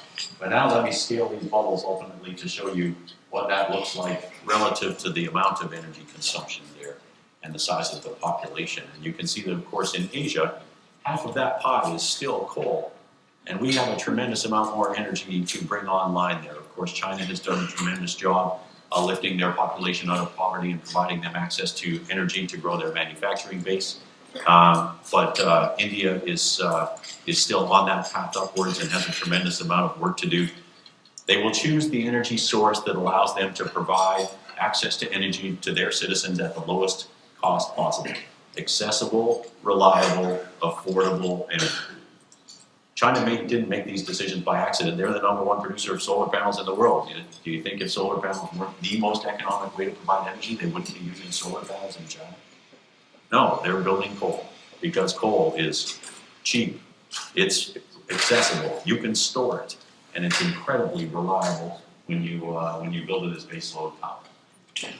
We can still tackle the emissions problem while using fossil fuels. Of course, you will play a huge role in that as we move forward. We are all about lowering the emissions footprint for every MCF of gas or barrel of oil we produce.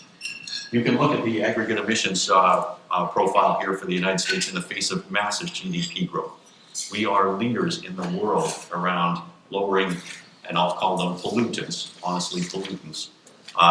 And the primary driver of that has been a coal to gas switch. Now, I'm not up here to demonize coal. Coal is going to be an important part of our world for a long time to come too. But the coal to gas switch in the United States has made us a leader in reducing global greenhouse gas emissions. Probably the only country that comes close to being in line with us is the United Kingdom. And they have achieved that by exporting all of their manufacturing. They don't make a thing in the United Kingdom anymore. They moved it elsewhere. And so they've changed their emissions footprint. But I think you could argue if you looked at their consumptive emissions footprint, it actually hasn't gone down at all. In fact, it's probably gotten worse. I'll conclude with at least this piece of the talk with this, and then I just have a couple of other slides. I'll go back to Hans Rosling. If you read his book, Factfulness, you'll find this story in there. he groups our population into 4 different buckets, rather than just developing nations and developed nations. But it really talks about what we have access to, starting at the bottom with really not even having shoes on your feet, walking in bare feet to the very, very top of that, which is the world we live in. Unfortunately, that group of people at the top, the world that we live in, the billion and change people who have access to affordable, reliable energy, are making policy decisions that are affecting the rest of the population in the world without consideration for the life they live today and the life they desire to live tomorrow. And that's wrong. We have to stand up and deliver a message that has us remembering that when we talk about policy decisions for the future of energy here in North America, it impacts everybody in this world. We are absolutely doing things to help move this needle forward. Geothermal is a new space, enhanced geothermal is a new space we're doing work in, drilling horizontal wells, 1 injector, 1 producer, connecting them via hydraulic fracture treatments, and then circulating water through that. This will be dispatchable, renewable power. Still in its infancy, we're working with Fervo and the Forge Project, so Utah and Nevada, Texas is someplace that this is going to be a meaningful opportunity to be determined. How successful we are, really a function of how much water we get back in that loop. But important work going on there, and work that is based on the technology and work that we have done in oil and gas. So very, very exciting, but in its infancy today. And the other thing that I never thought I would have to be when I went into oil and gas or became an engineer was an advocate. But this is absolutely critical. If you have not read these books, or at least a couple of them, get them, read them, memorize the facts in them, and be prepared to have a conversation with your friends, with your family, with the politicians who represent where you live, with everybody in this world. This conversation could not be more important. There's not a better opportunity to have this conversation than there is right now.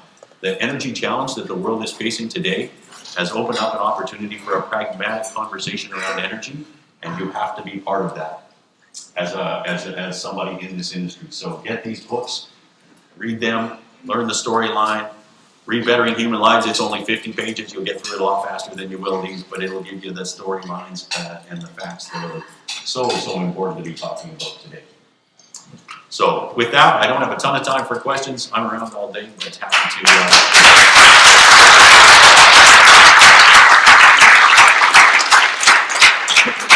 Mr. Music, thanks for the presentation. We'll just take the top question up there.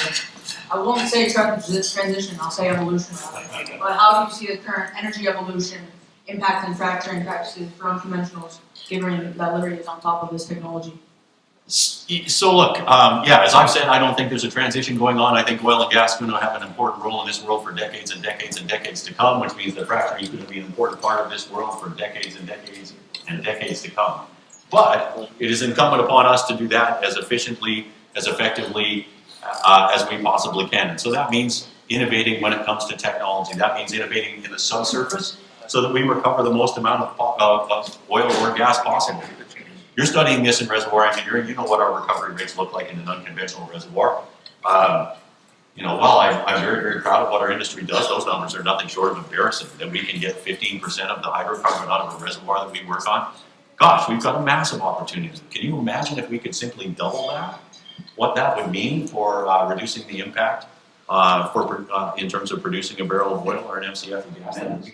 Huge opportunity there. I don't know what the change is going to be, but at least in our field, so we do a lot of good engineering that spend down like in the subsurface and understand how we can optimize the completion with the goal of maximizing recovery. It's all the road to having lowest cost per barrel of oil or MCF of gas produced. And then on the surface, we do that with equipment, of course. The industry can't transition from consuming diesel fuel to consuming natural gas. And we are out in front of that, trying to make sure that for the work that we have to do in the field on a daily basis, we do so with as little impact as possible. And that comes through next generation equipment. That was a massive investment for Liberty, probably well over $2.5 or $3 billion to make that transition from a diesel fuel fleet or even a fully natural gas fleet. They believe that uses some amount of electricity off the grid, but that's a big opportunity for us. It's something that we're focused on heavily in the industry, and we're to do there. Thanks, Mr. Griffith. We have a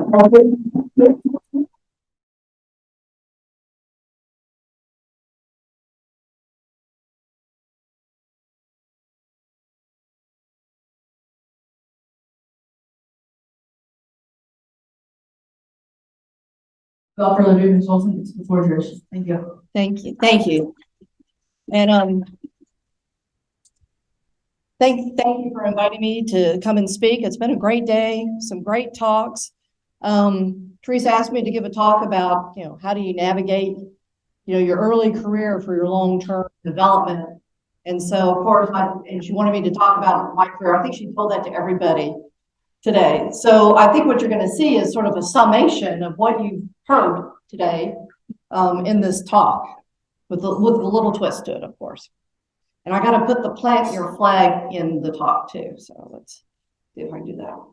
So I think you saw this slide once before. Erica showed this. So this is just sort of my career over the years.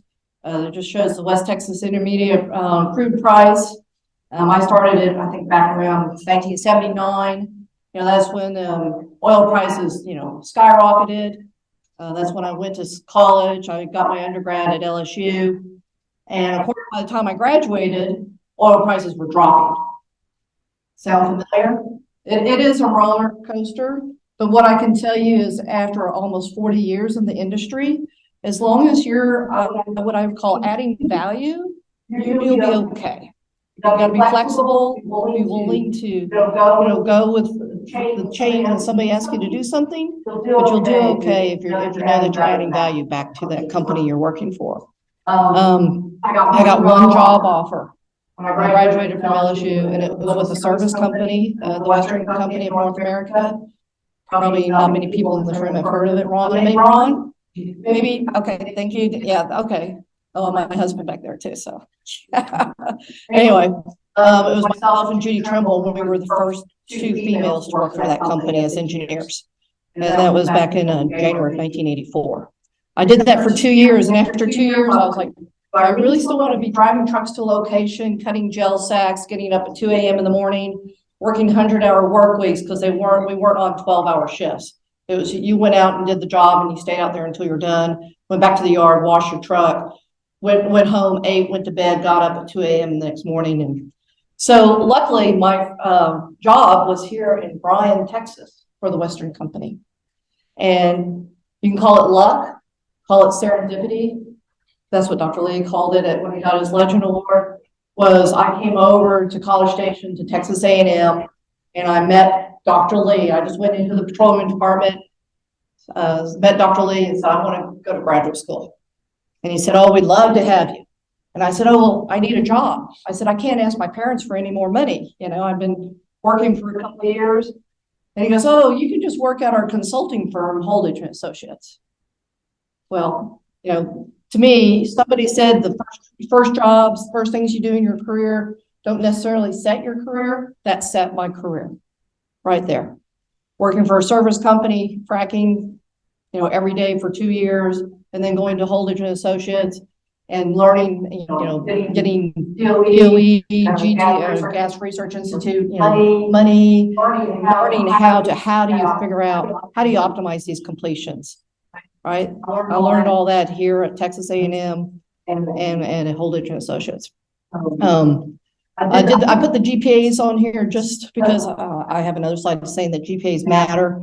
I had a 3.0 in undergrad. I told myself I had to keep it at a 3.0, which I did.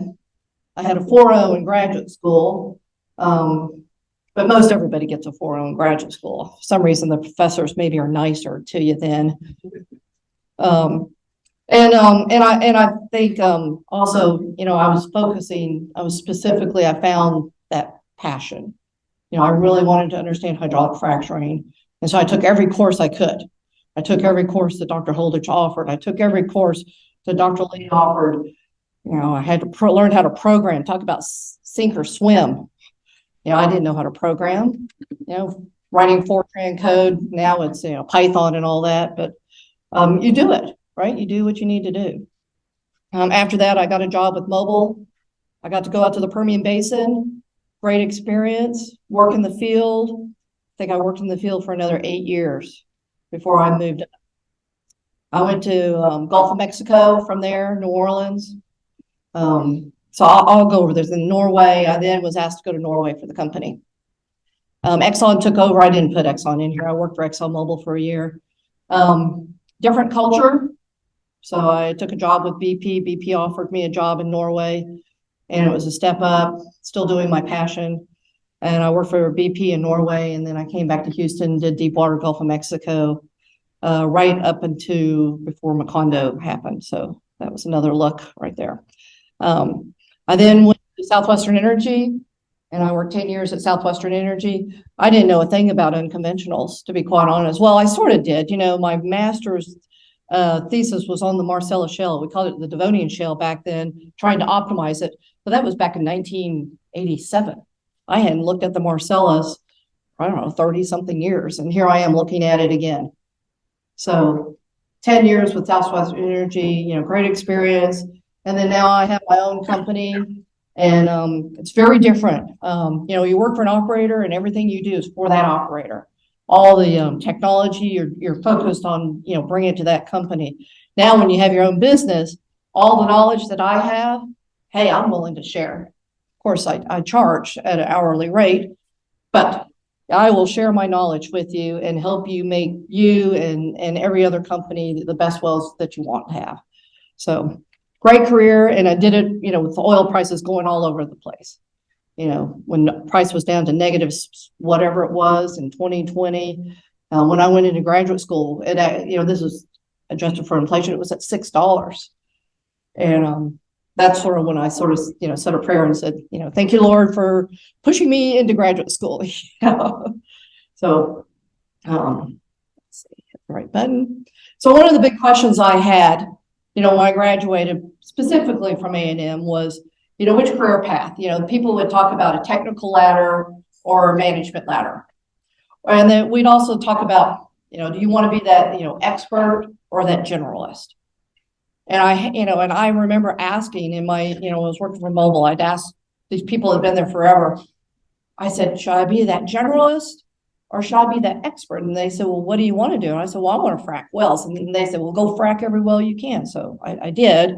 But I can tell you now, after almost 40 years, that you actually want to do both. You want to become that expert in something that you love. You want to be the go-to person for that, whatever that may be. But then you also need to have a good understanding of the whole industry. I try to tell people these days, go out there with the mindset that you're about to form your own oil company. You need to understand how it all works. How does it all work?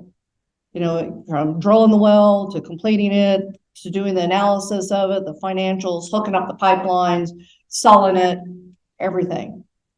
And at that point, you know, then you get a good overview and you understand what's important. But then you also need to have some expertise that people are going to come to you for that advice.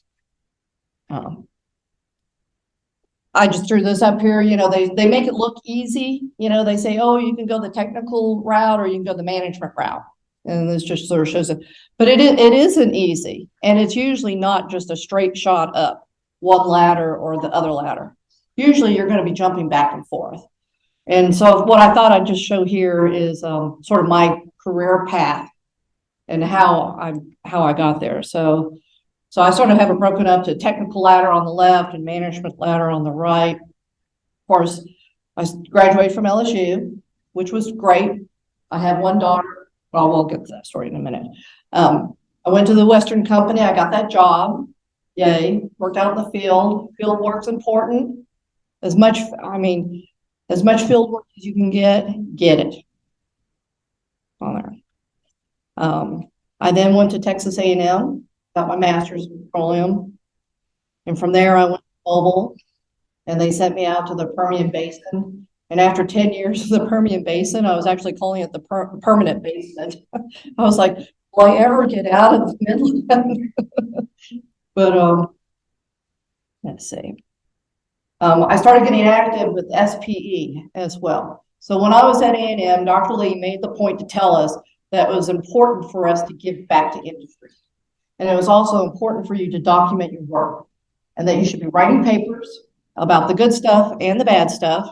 I'm still working on those bad stuff papers, but you want to write those papers and you want to volunteer. So I started volunteering once I got out to Midland, joining the study group. Next thing I was, you know, heading up the study group, vice president, president, that's Trans-PECA section, and just volunteering to help, giving back to that organization.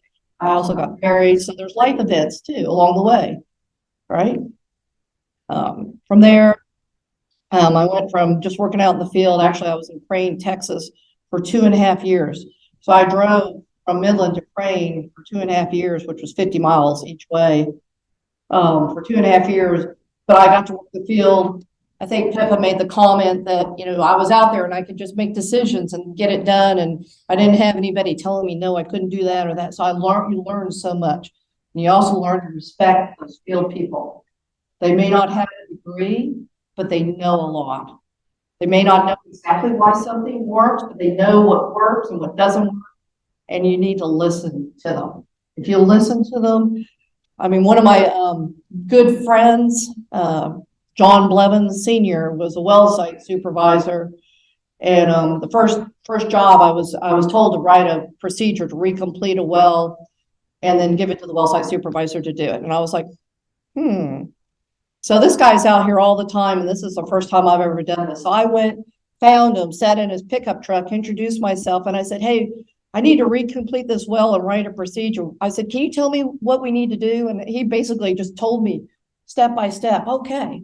And then I basically went back and typed it up, went back, double checked it. Well, we became best friends. I sat in that pickup truck watching pipe go up and down, perforating wells, actually up on the drill floor, the well site floor with a file to make sure the perforation it was a pre-drill limited entry liner. It was the first actually commercial horizontal wells were mobile wells, and that was in 1994 in the Parks Devonian. And we did 28% acid at 150 barrels a minute down a pre-drilled liner. And I was actually on the rig floor before we ran the liner with a file, making sure that the hole diameter was the right size and there was no burrs on it. So the discharge coefficient was consistent. Shows how anal I was back then. But we made the best wells. We made 8 million a day gas wells. And those were 500,000 a day vertical wells. So I guess I'm talking too much. So then I got officially to be a completion engineer, and I got my first big project, Pegasus Devonian, great field. Pegasus Field, it's a iconic field out in West Texas. The geologist that actually found that field, I think he drove out there in the 1940s in his Model A or T car, and he said he saw a rise on the surface. And if you drive out there, it is flat as a pancake. I don't know how he saw this rise. And he discovered the Pegasus field. It was actually down to the Ellenberger at 12,000 feet PVD. And those wells came in making thousands of barrels a day. It was a carbonate reef, at least the Ellenberger is. Now, the Devonian was a triplitic chert. About that time, I had my first daughter. She graduated from LSU. She's now a mechanical engineer. Here's a tip. I'll give tips along the way. For your children. So I know you probably don't have children now, but when you do have children, just tell them. You can ask my other daughter who's sitting back there right now. When they start talking about what they want to major in, my comment back to them was just make sure you major in something that supports your spending habits. Because the lifestyle that you're living is actually my lifestyle. I've had to work hard to get us where we're at, and you're going to have to do the same for yourself. And I have 2 daughters that are now both engineers. And one son-in-law that's a mechanical engineer, and a future son-in-law that's a petroleum engineer. So there's 5 engineers going to be in our family, and 1 banker who gets to pay the bills. Anyway. So I'll just move along here a little quicker. So after the first baby, I decided going out to location with, okay, close your ears, guys. When I drove out to location with the breast pump, because I was trying to be the best mother I could, but also, to be the best engineer out on location. So I was trying to do both. So when I got pregnant with my second child, I decided maybe I'd become a reservoir engineer and I could just work in the office. So that's when I did reservoir engineering, which even though I did it for, probably personal reasons, it was actually a great move for me. Because then as a reservoir engineer, I made me see the bigger, broader picture and put all the economics together. And then this was about the same time that there was a thunder horse was discovered in the deep water Gulf of Mexico. And this is when I started thinking ahead, and I had the dream. It's like, wow, wouldn't that be cool to complete some deep water wells and have wells coming in making 50,000 barrels a day versus, I was thrilled to get a 100-barrel-a-day well out of West Texas. And I was like, well, I'll never make it to the Gulf of Mexico as a completion engineer working West Texas. The role in West Texas is totally different than the role offshore. But I could do it as a reservoir engineer. At least that's what I figured. And it did work out. So, so second child comes along. She's sitting back there now. Raise your hand, Rachel, so I can embarrass you. Yeah, thank you. And at that point, I did management, and I became the team leader in the Permian Basin for mobile. So I was over all the projects, and I had a team of multifunctional team on there, and I did it, and I really wanted to do it just because I saw that there were more things that I wanted to get done that I could do myself. Being over the team, then all of a sudden I had people reporting to me, and I could give them the vision. I like to give the vision. What are we trying to achieve? And give goals, and everybody just always strive for it. And when you get that good team, it's so much fun when you have a really good team on there. From that, so I did get the Gulf of Mexico. So I applied for a job as a reservoir engineer with Mobile, and they transferred us to New Orleans, and I was a reservoir engineer. I was assigned High Island 572. I didn't do a picture of the platform on there. Multi-complex, I think it was like 5 offshore platforms out there, multiple horizons, sort of like the Pegasus field. And I came to realize I didn't know anything about offshore reservoir engineering. It was decline curve analysis out in West Texas, offshore. It was like, how big is the fault block? Is there water in it? And how much up-dip reserves could there be? And how many wells can I place and economically to drain those reserves? Luckily, there was a woman, she had just come back from maternity leave, sitting in the far corner office, and nobody talked to her. She was one of these really quiet people that was just very quiet. And I said, oh, she's a reservoir engineer. I'll go talk to her. Well, I went and talked to her, and I realized, wow, she's really smart. Really smart. Actually, so she's after all my years, she's the smartest reservoir engineer I've ever met. But she was quiet, and she just did her job, and she wasn't looking for any accolades. She wasn't looking for that management job. She was very blunt. She'd say, well, why would I want to be a team leader? Then you have to deal with people problems. And she goes, I don't want to deal with people problems. I just wanted to be technical. Well, she helped me. Well, we became a great team. I think that's the next thing. Yeah, I became the team leader again in the Gulf of Mexico. She was still the reservoir engineer. And now I'm the one saying, okay, y'all need to listen up. Cindy's done this great analysis, and she's going to propose, here's our, the next well drilled. And I'd always make sure my boss, there to hear this, because we're usually asking for money.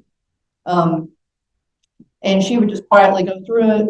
And with time, people realized, wow, she's really smart. And when she started to speak, it got to the point where you could hear a pin drop in the room. So my role as basically as the team leader, her boss, was to make sure to introduce her and to make sure people listened to her and make sure she got the credit.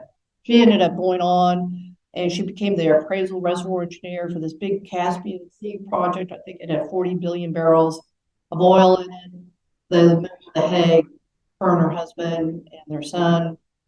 And yeah, so then they went from The Hague, then to London, to Abu Dhabi, Calgary, and she retired at 55.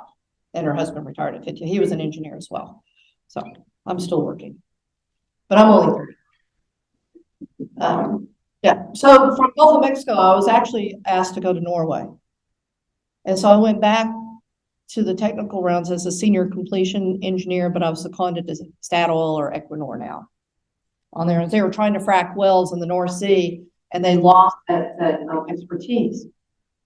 And so being a partner said, well, we'll send you one of our experts. And they asked me to go. And, you know, when we talk about mentors and sponsors, it was, you know, sponsors, anybody that's willing to give you recognition. And I had just casually mentioned at an internal conference to a frac, you know, a respected frac expert within the company who was at, you know, Dallas Technology Center, blah, blah, blah. I said, one day I want to go overseas. You know, I'd really like to go overseas. And he was like, really? He goes, you'll go overseas? He goes, what about your husband and your children? And I said, oh, they'll come with me on there. So because I made that comment, 6 months later, I was asked to go to Norway, which was one of my best assignments. You know, to get to see a different culture, you see another part of the world, meet different people, different problems, get to complete wells, 2 to 10 Darcy sandstone wells, design tubing strings, 7 5/8 tubing strings. Yeah, so the well will flow 250 million a day, one well. So interesting enough, this was the Midgard field, 6 TCF reservoir, developed with 10 wells. Fayetteville, when I get there in a second, the Fayetteville, which is unconventional, 6 TCF reservoir, over 5,000 wells. And that's the difference between, you know, nano Darcy permeability and Darcy permeability. But you know, the economics was about the same because of those 10 wells, you know, that was probably $5 billion, you know, in the North Sea on there. So yeah, I ended up, you know, separating from my husband. It's hard. I will say, you won't go overseas. You know, expat life is hard on a marriage, but it works out best for me in the end. Is, you see, I have the love of my life sitting over there now. I then left, and then this is when I left Mobil, and I took a job with BP. They asked me to become their stimulation manager in the North Sea. And I thought it was because, oh, I had the subsea experience. I just completed these subsea wells. I just had this big discovery. And no, it was because of my West Texas experience. So here's another tip. Don't drop things off your resume because you think people may say, oh, that's not that important for this job I'm going to interview. You never know what they're looking for when they interview you. They were interested in the well, all this fracking I did out in Midland. It wasn't because I just completed, you know, a dozen wells in the North Sea for Statoil on there. And so I got the job, and that was a great job. That was a Valhall. I don't know if you've ever heard of Valhall. It's a chalk reservoir, and it's 5 to 10 millidarcy rock. So I'm going from 2 to 10 Darcy down to 5 to 10 millidarcy in the same North Sea, just different location. And this chalk, if you look at a core of it, it looks sort of like pottery clay. You know, sort of that brown oil if it's got oil. Now if it's wet, if it's water wet, it's white, just like the chalk you use on a chalkboard. And you got to do it when the geologist isn't looking. But if you touch it, your finger goes right through it. It's so soft. There's a Young's modulus of less than a half million on it. Then you got to figure out the completions on that. So they were setting 2 new platforms, and they're needing somebody. They lost again that technology, that expertise, that young engineers. And they said, I asked them, I said, well, how are you designing the fracs for these wells? And they said, I think they said 600 PSI net pressure. And I was like, okay. So I said, what's that mean? They didn't know. I said, you know, well, what kind of frac lengths or widths or heights are you getting? They didn't know. And I said, well, let's see if we can figure it out. So from there, I came to Houston and I started working deep water. So finally, I mean, I had the idea of deep water in 1994. 10 years later, I'm now working deep water on there as a completion advisor on there. Now we're spending $50 million a year developing downhole pools. Oh, I'm getting the warning. Oh shit, I better hurry up. Okay, so we'll move on. So from there, I became the completion team leader for Cascada. This was the field that the Deepwater Horizon was supposed to go to after Macondo and drill our well, and they never made it, unfortunately.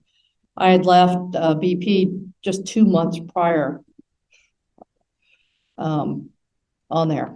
I had started my own company again. At this point, I went to Southwestern Energy. I went over them to try just to get some business out of them. I was going to hire all these engineers and have, a deep water team and then also do unconventionals. But then they offered me such a deal I couldn't turn down. I couldn't believe the bonus system that they had. Working for majors, they don't offer the same bonus as independents do, just to let you know. But I mean, my salary was going to be like 100% bonus on top of my salary. So it's like, oh, okay.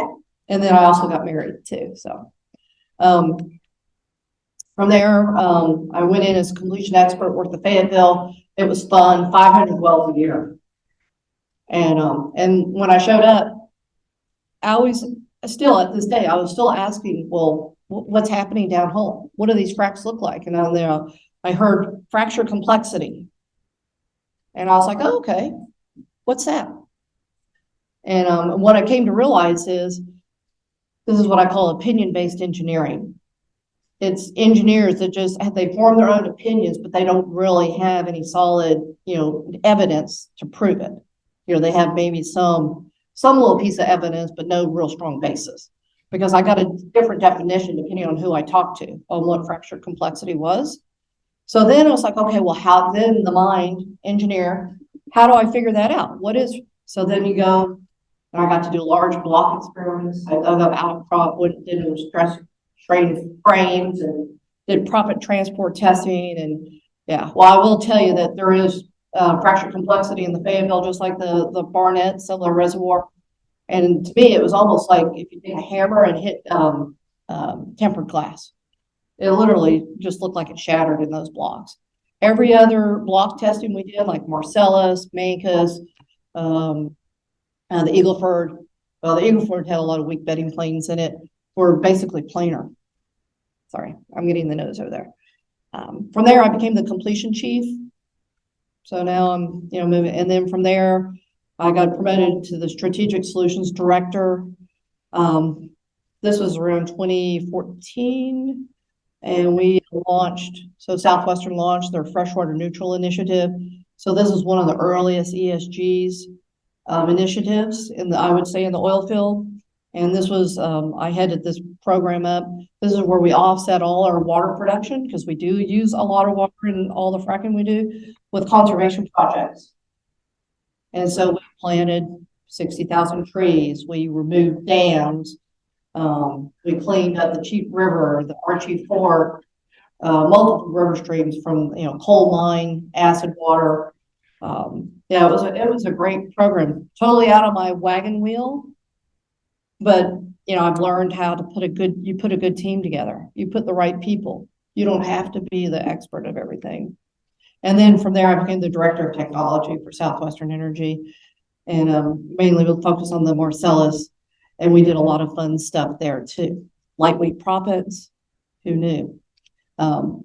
Battery operated image logs that you could put on your drill string. There was just to name a couple that we worked on. So I say all this just to give you a background. So I'm going to give you quickly, because these are the advice based on the 39 years. This is what I call it for future engineers.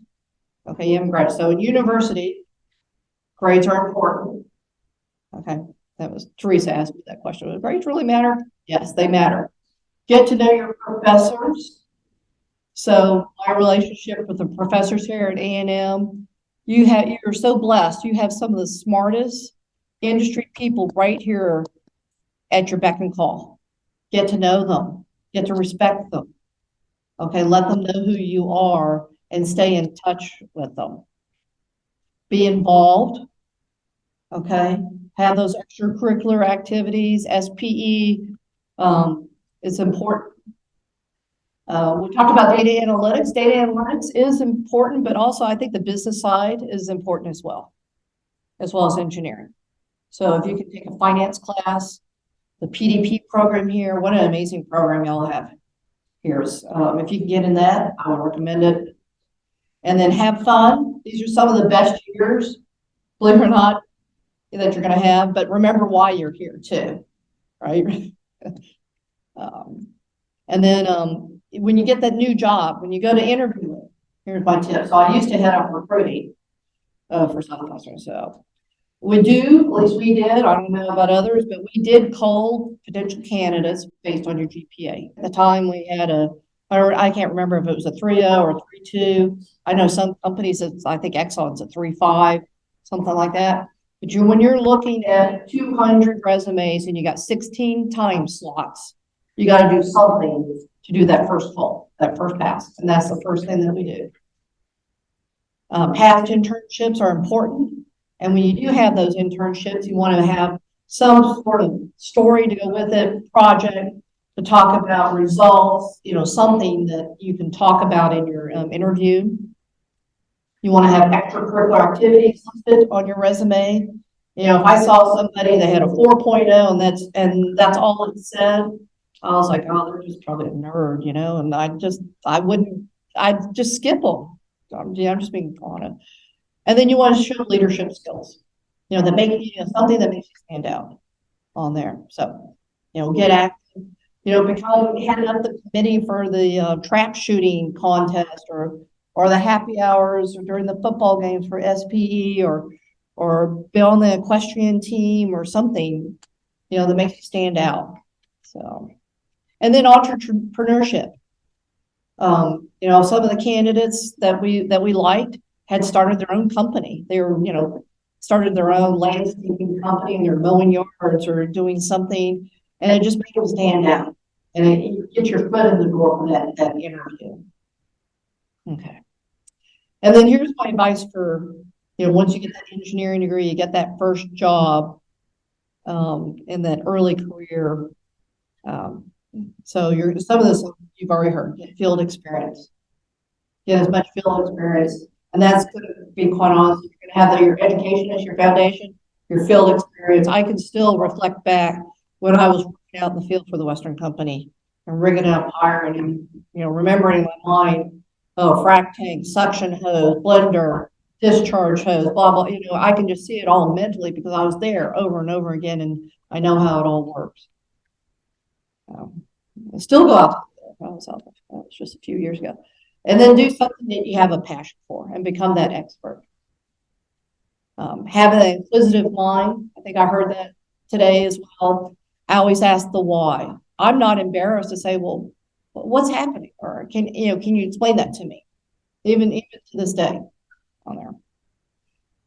Add value to the company you're working with. They're not paying you just to come and play on your phone in your office. You got to show that you're adding value on there.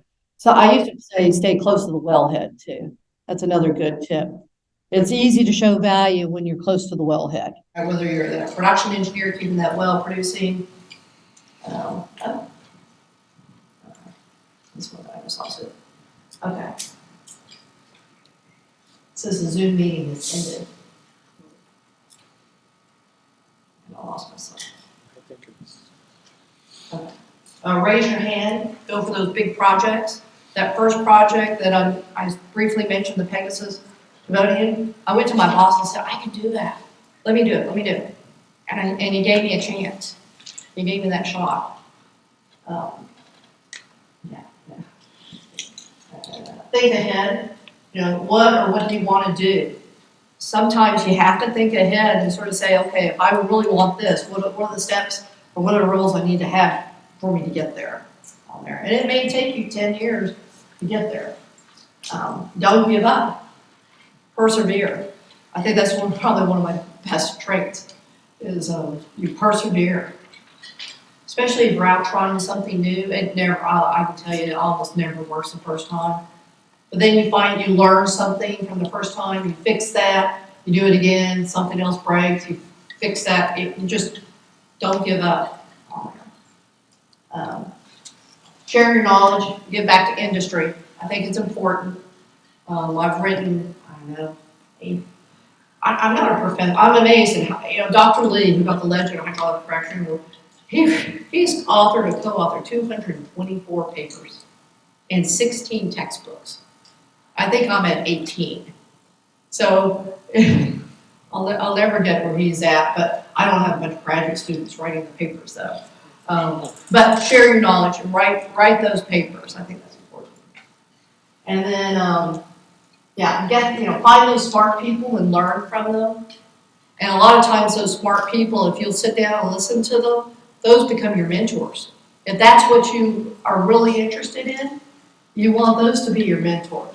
I think that's my next one. So your mentors are people, that you respect and you want to learn from. It's not somebody that's assigned to you. If they're assigned to you, it doesn't work out 90% of the time. It's just, oh, how are you doing? It's those people that you really respect and you take the time and effort to get to know them, and then those become your mentors on there. And then sponsors, those are people who are in the position to get you recognized. So, and they may be anybody. It's not necessarily your boss or your boss's boss. It may be somebody in another asset team somewhere else that you just happen to meet. So make sure you get to know and let people know too what you aspire to. That's how I got to Norway.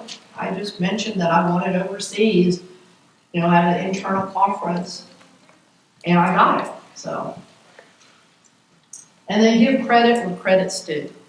I think that's one of the worst things that can happen is when you don't give the credit to the right people. Give credit to that quiet person, and it'll come back to you twofold on there. And then stay in touch. I said this with your university professors. Yeah, there's a picture that's Dr. Lee and myself. So I was lucky enough to be the one to give him the Legend of Hydraulic Fracturing Award. So he was my advisor. How many years ago? 30-something years ago. And we've stayed in touch that long, and I was asked to give Dr. Lee that award that he just got at the FRAC conference.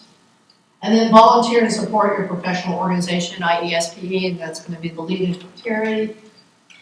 And that's it. So, thank you.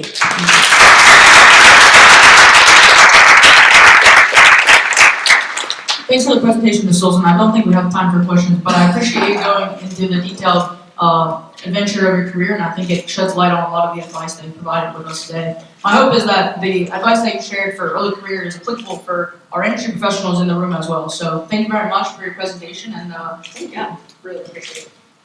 Thank you, Lisa.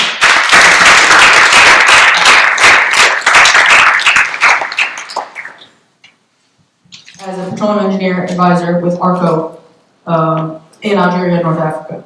In 2004, he joined Cargo Ceramics, and in his current position, Polish leads a team of technologists dedicated to developing and championing new products and services, as well as advising clients on completion and fracture optimization. He completed a term as the completion technical director on the SPI board in 2021, and he recently rejoined the board as the 2024 SPI president. So, Mr. Polish, the floor is yours. Thank you very much. Thank you.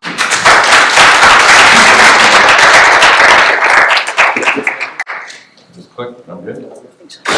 All right, thank you, Teresa. That was, I keep trying to shorten that thing more and more. So, anyways, it's great to be here. Before we get started, I want to just, first of all, I think we need to thank all of our speakers and our panelists and everything today, because without that, this doesn't happen. And I've just been in awe at what you guys are able to pull together. So let's give them a round of applause.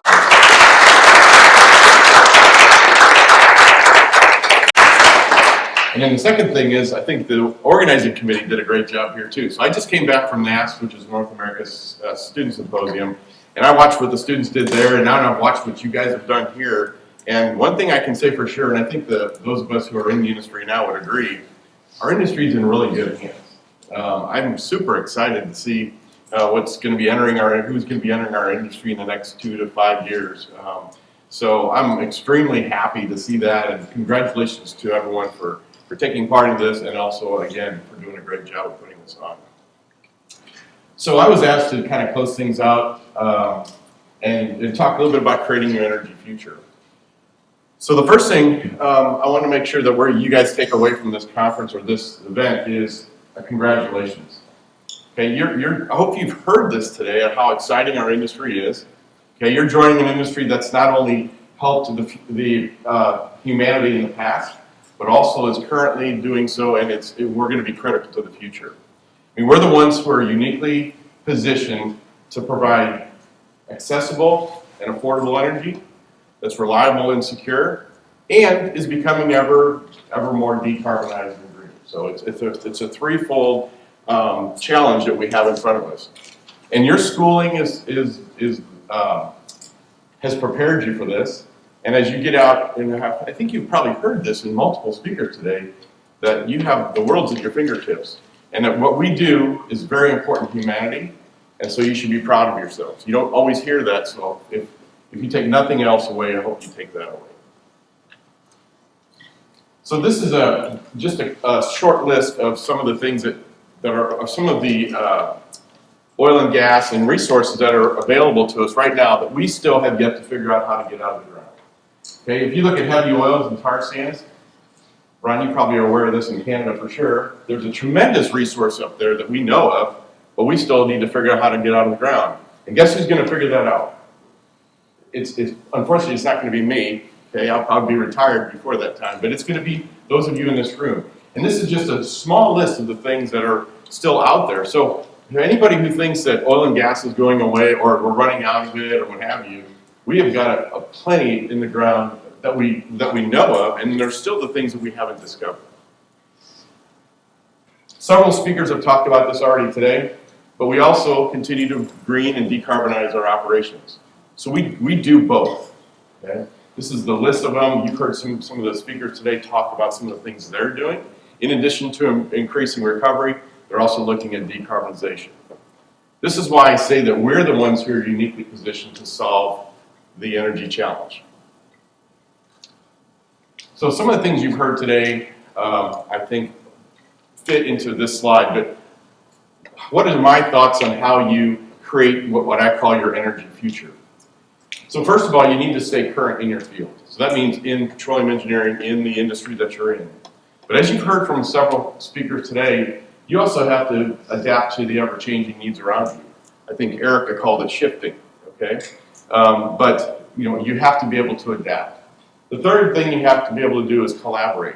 Collaborate with the peers inside of our industry, but also, as you heard from our panelists this morning, you have to be able to network with industries or disciplines outside of our industry. An example, the digital side of things. Okay? So you have to be able to do all those four things, and the question is, how can you do that? Well, I'm here to shamelessly say I think SP is a big part of that. Okay, SP is a big part of helping you accomplish these four, or creating your energy future. So I want to ask everybody here, how many people here have a gym membership? So I realize you're young, and someday you will all be raising your hands, okay? How many people go to the gym? All right. How many people get something out of the gym by sitting at home? How many people get something out of the gym by just paying their dues? How about going to the gym and watching people exercise? Okay, what's my point here? Okay, my point is the only way you get anything out of your gym membership is by doing something with it. Okay? So I did something kind of fun. I thought, I wonder if gyms have mission statements. And I went on, and I mean, they all do. And I just pulled one of them up here. And I've kind of highlighted a few words here, but Gold's Gym says their mission is to enhance the quality of life through fitness, facilities, programs, and instill it in the lives of people everywhere the value of health and fitness. So that's their mission. Notice there's an active part of that you have to do, right? They're providing a place for this to happen, but you have to take part in it. Well, SP has a mission as well. We have more words in our mission. But let me just pull out a few words here. So our mission is to connect the global community of engineers, to exchange knowledge and advance our technical and professional competence in the oil and gas and related energies to provide a sustainable energy future. Paraphrase, that's our mission statement. So why do you join a gymnasium? Why do you go to the gym? To help your physical well-being. Well, guess what SP is helping? It's your professional well-being. How do we do that? So we're over 110,000 members, 200 plus sections, 130 countries worldwide. What I can assure you is that when you go to your first job, there will be a section nearby. Okay? As Karen said, join your section and get involved. How do we connect, exchange, and advance your competence in our discipline? Well, we have events, things like conferences, things like we're doing here today, workshops. That's where we collaborate. That's where we exchange ideas. We present papers. and talk about the current technical issue that we have there. Of course, we have One Petro. That's where you access to your papers, technical information, and so on. We have online training. A lot of people don't realize how much training we have online. I was actually listening to a couple of speakers, and I thought, I'm just going to look that up. We've got whole modules on data analytics. We've got several talks on plunger lift. Okay, so there is a whole host of things available to you online. SP Connect. That's our ability for you to hop online and just say, hey, how are you guys doing this? And it's the ability for our colleagues across the industry, your colleagues, to answer how they do it. And then last thing, I just can't overemphasize your local section. That's really the kind of what I call the grassroots. That's where actually I think most of you will get the most out of SPE is joining the local section, collaborating, networking, learning about the topics that are going on there. So a lot of people always ask me how have I benefited from SP. So before I tell you how I benefited, you have to understand we don't all benefit at the gym for the same reasons. I might go there to ride the bike, you might go there to swim, whatever, and it's going to be the same thing with the SPE. What you get out of SP might be a little bit different than what I get, but for me personally, it's certainly been my primary source of technical information. One Petro, SP papers, and so on. It's also been my go-to place for networking, and it's allowed me not just to network at my local section, but just across the globe and meet and see people who are solving the same problems I am in another area of the world. The next three things are really what I call soft skills. So I can assure you, I wanted to be a petroleum engineer because I didn't want to have to worry about soft skills. When I started at ARCO, they told me, you really are a very poor speaker and you really can't write. And I said, well, that's why I'm a petroleum engineer. But anyways, if it wasn't for SPE, I mean, that's what I've gotten probably the most out of SPE. Between writing papers, presenting it in industry forums, that's really what's helped me a lot. And then the leadership skills. I'm a vice president at Carbo now, but long before I was ever in leadership at Carbo, I was in leadership at the SPE level. Local section, the Dallas section, the technical program at ATC. And then for me, really, I enjoy what I do at Carbo, I've enjoyed what I did at ARCO, but professional fulfillment is probably what I've got the most out of at SPE. And I can assure you, I would have never accepted the nomination to be president if I didn't believe in SPE. I believe in SPE because of what it's done for me in my career. So how do you get the most out of SPE? Like I said, everybody's going to have a little bit different path, but there's really 4 things that I recommend that you do. First of all is always be learning. I think Holich was the one who actually said he always had a paper on his desk. I think I remember him saying that one time. So always be reading and learning, and don't just be learning about things in your discipline. Learn about things outside of your discipline. Go to section meetings that are presenting something on something you don't understand, right? That's how you learn. The next thing is participate. When you go to your first assignment, find the section, go to the meetings, as I said before, network, write papers, make presentations, look for how you can not necessarily volunteer, but how do you participate and get the most out of SPE, which will then lead you to the volunteering side of it. If you start, one thing I can promise you is if you go to your section meetings pretty religiously, you're going to get asked to volunteer for something. Okay. And say yes. Okay, say yes, step outside the box, do some things you might think, well, I'm not sure I can do that. Do it, because you will begin to broaden, that's how you'll broaden your skills. And then lastly, that will just lead to leadership.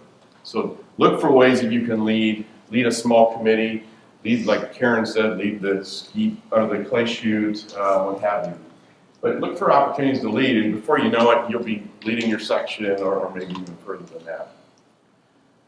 So I just want to close by saying, I stole most of this stuff from people, but the top line there, SP is you, you are SPE. So President Egbert Emomo, who was president of SPE many years ago, about 2005, I think 2006, when I was section chair in Dallas, he came and visited us, and that was his byline. And it's always resonated with me because sometimes we think of SPE as this thing, something else, it's not really me. But the bottom line is SPE is a member-driven organization, it's us. And the more we put into it, the more we're going to get out of it, and the more that SPE will help others. So again, thank you to everybody for coming. Thank you to the organizers.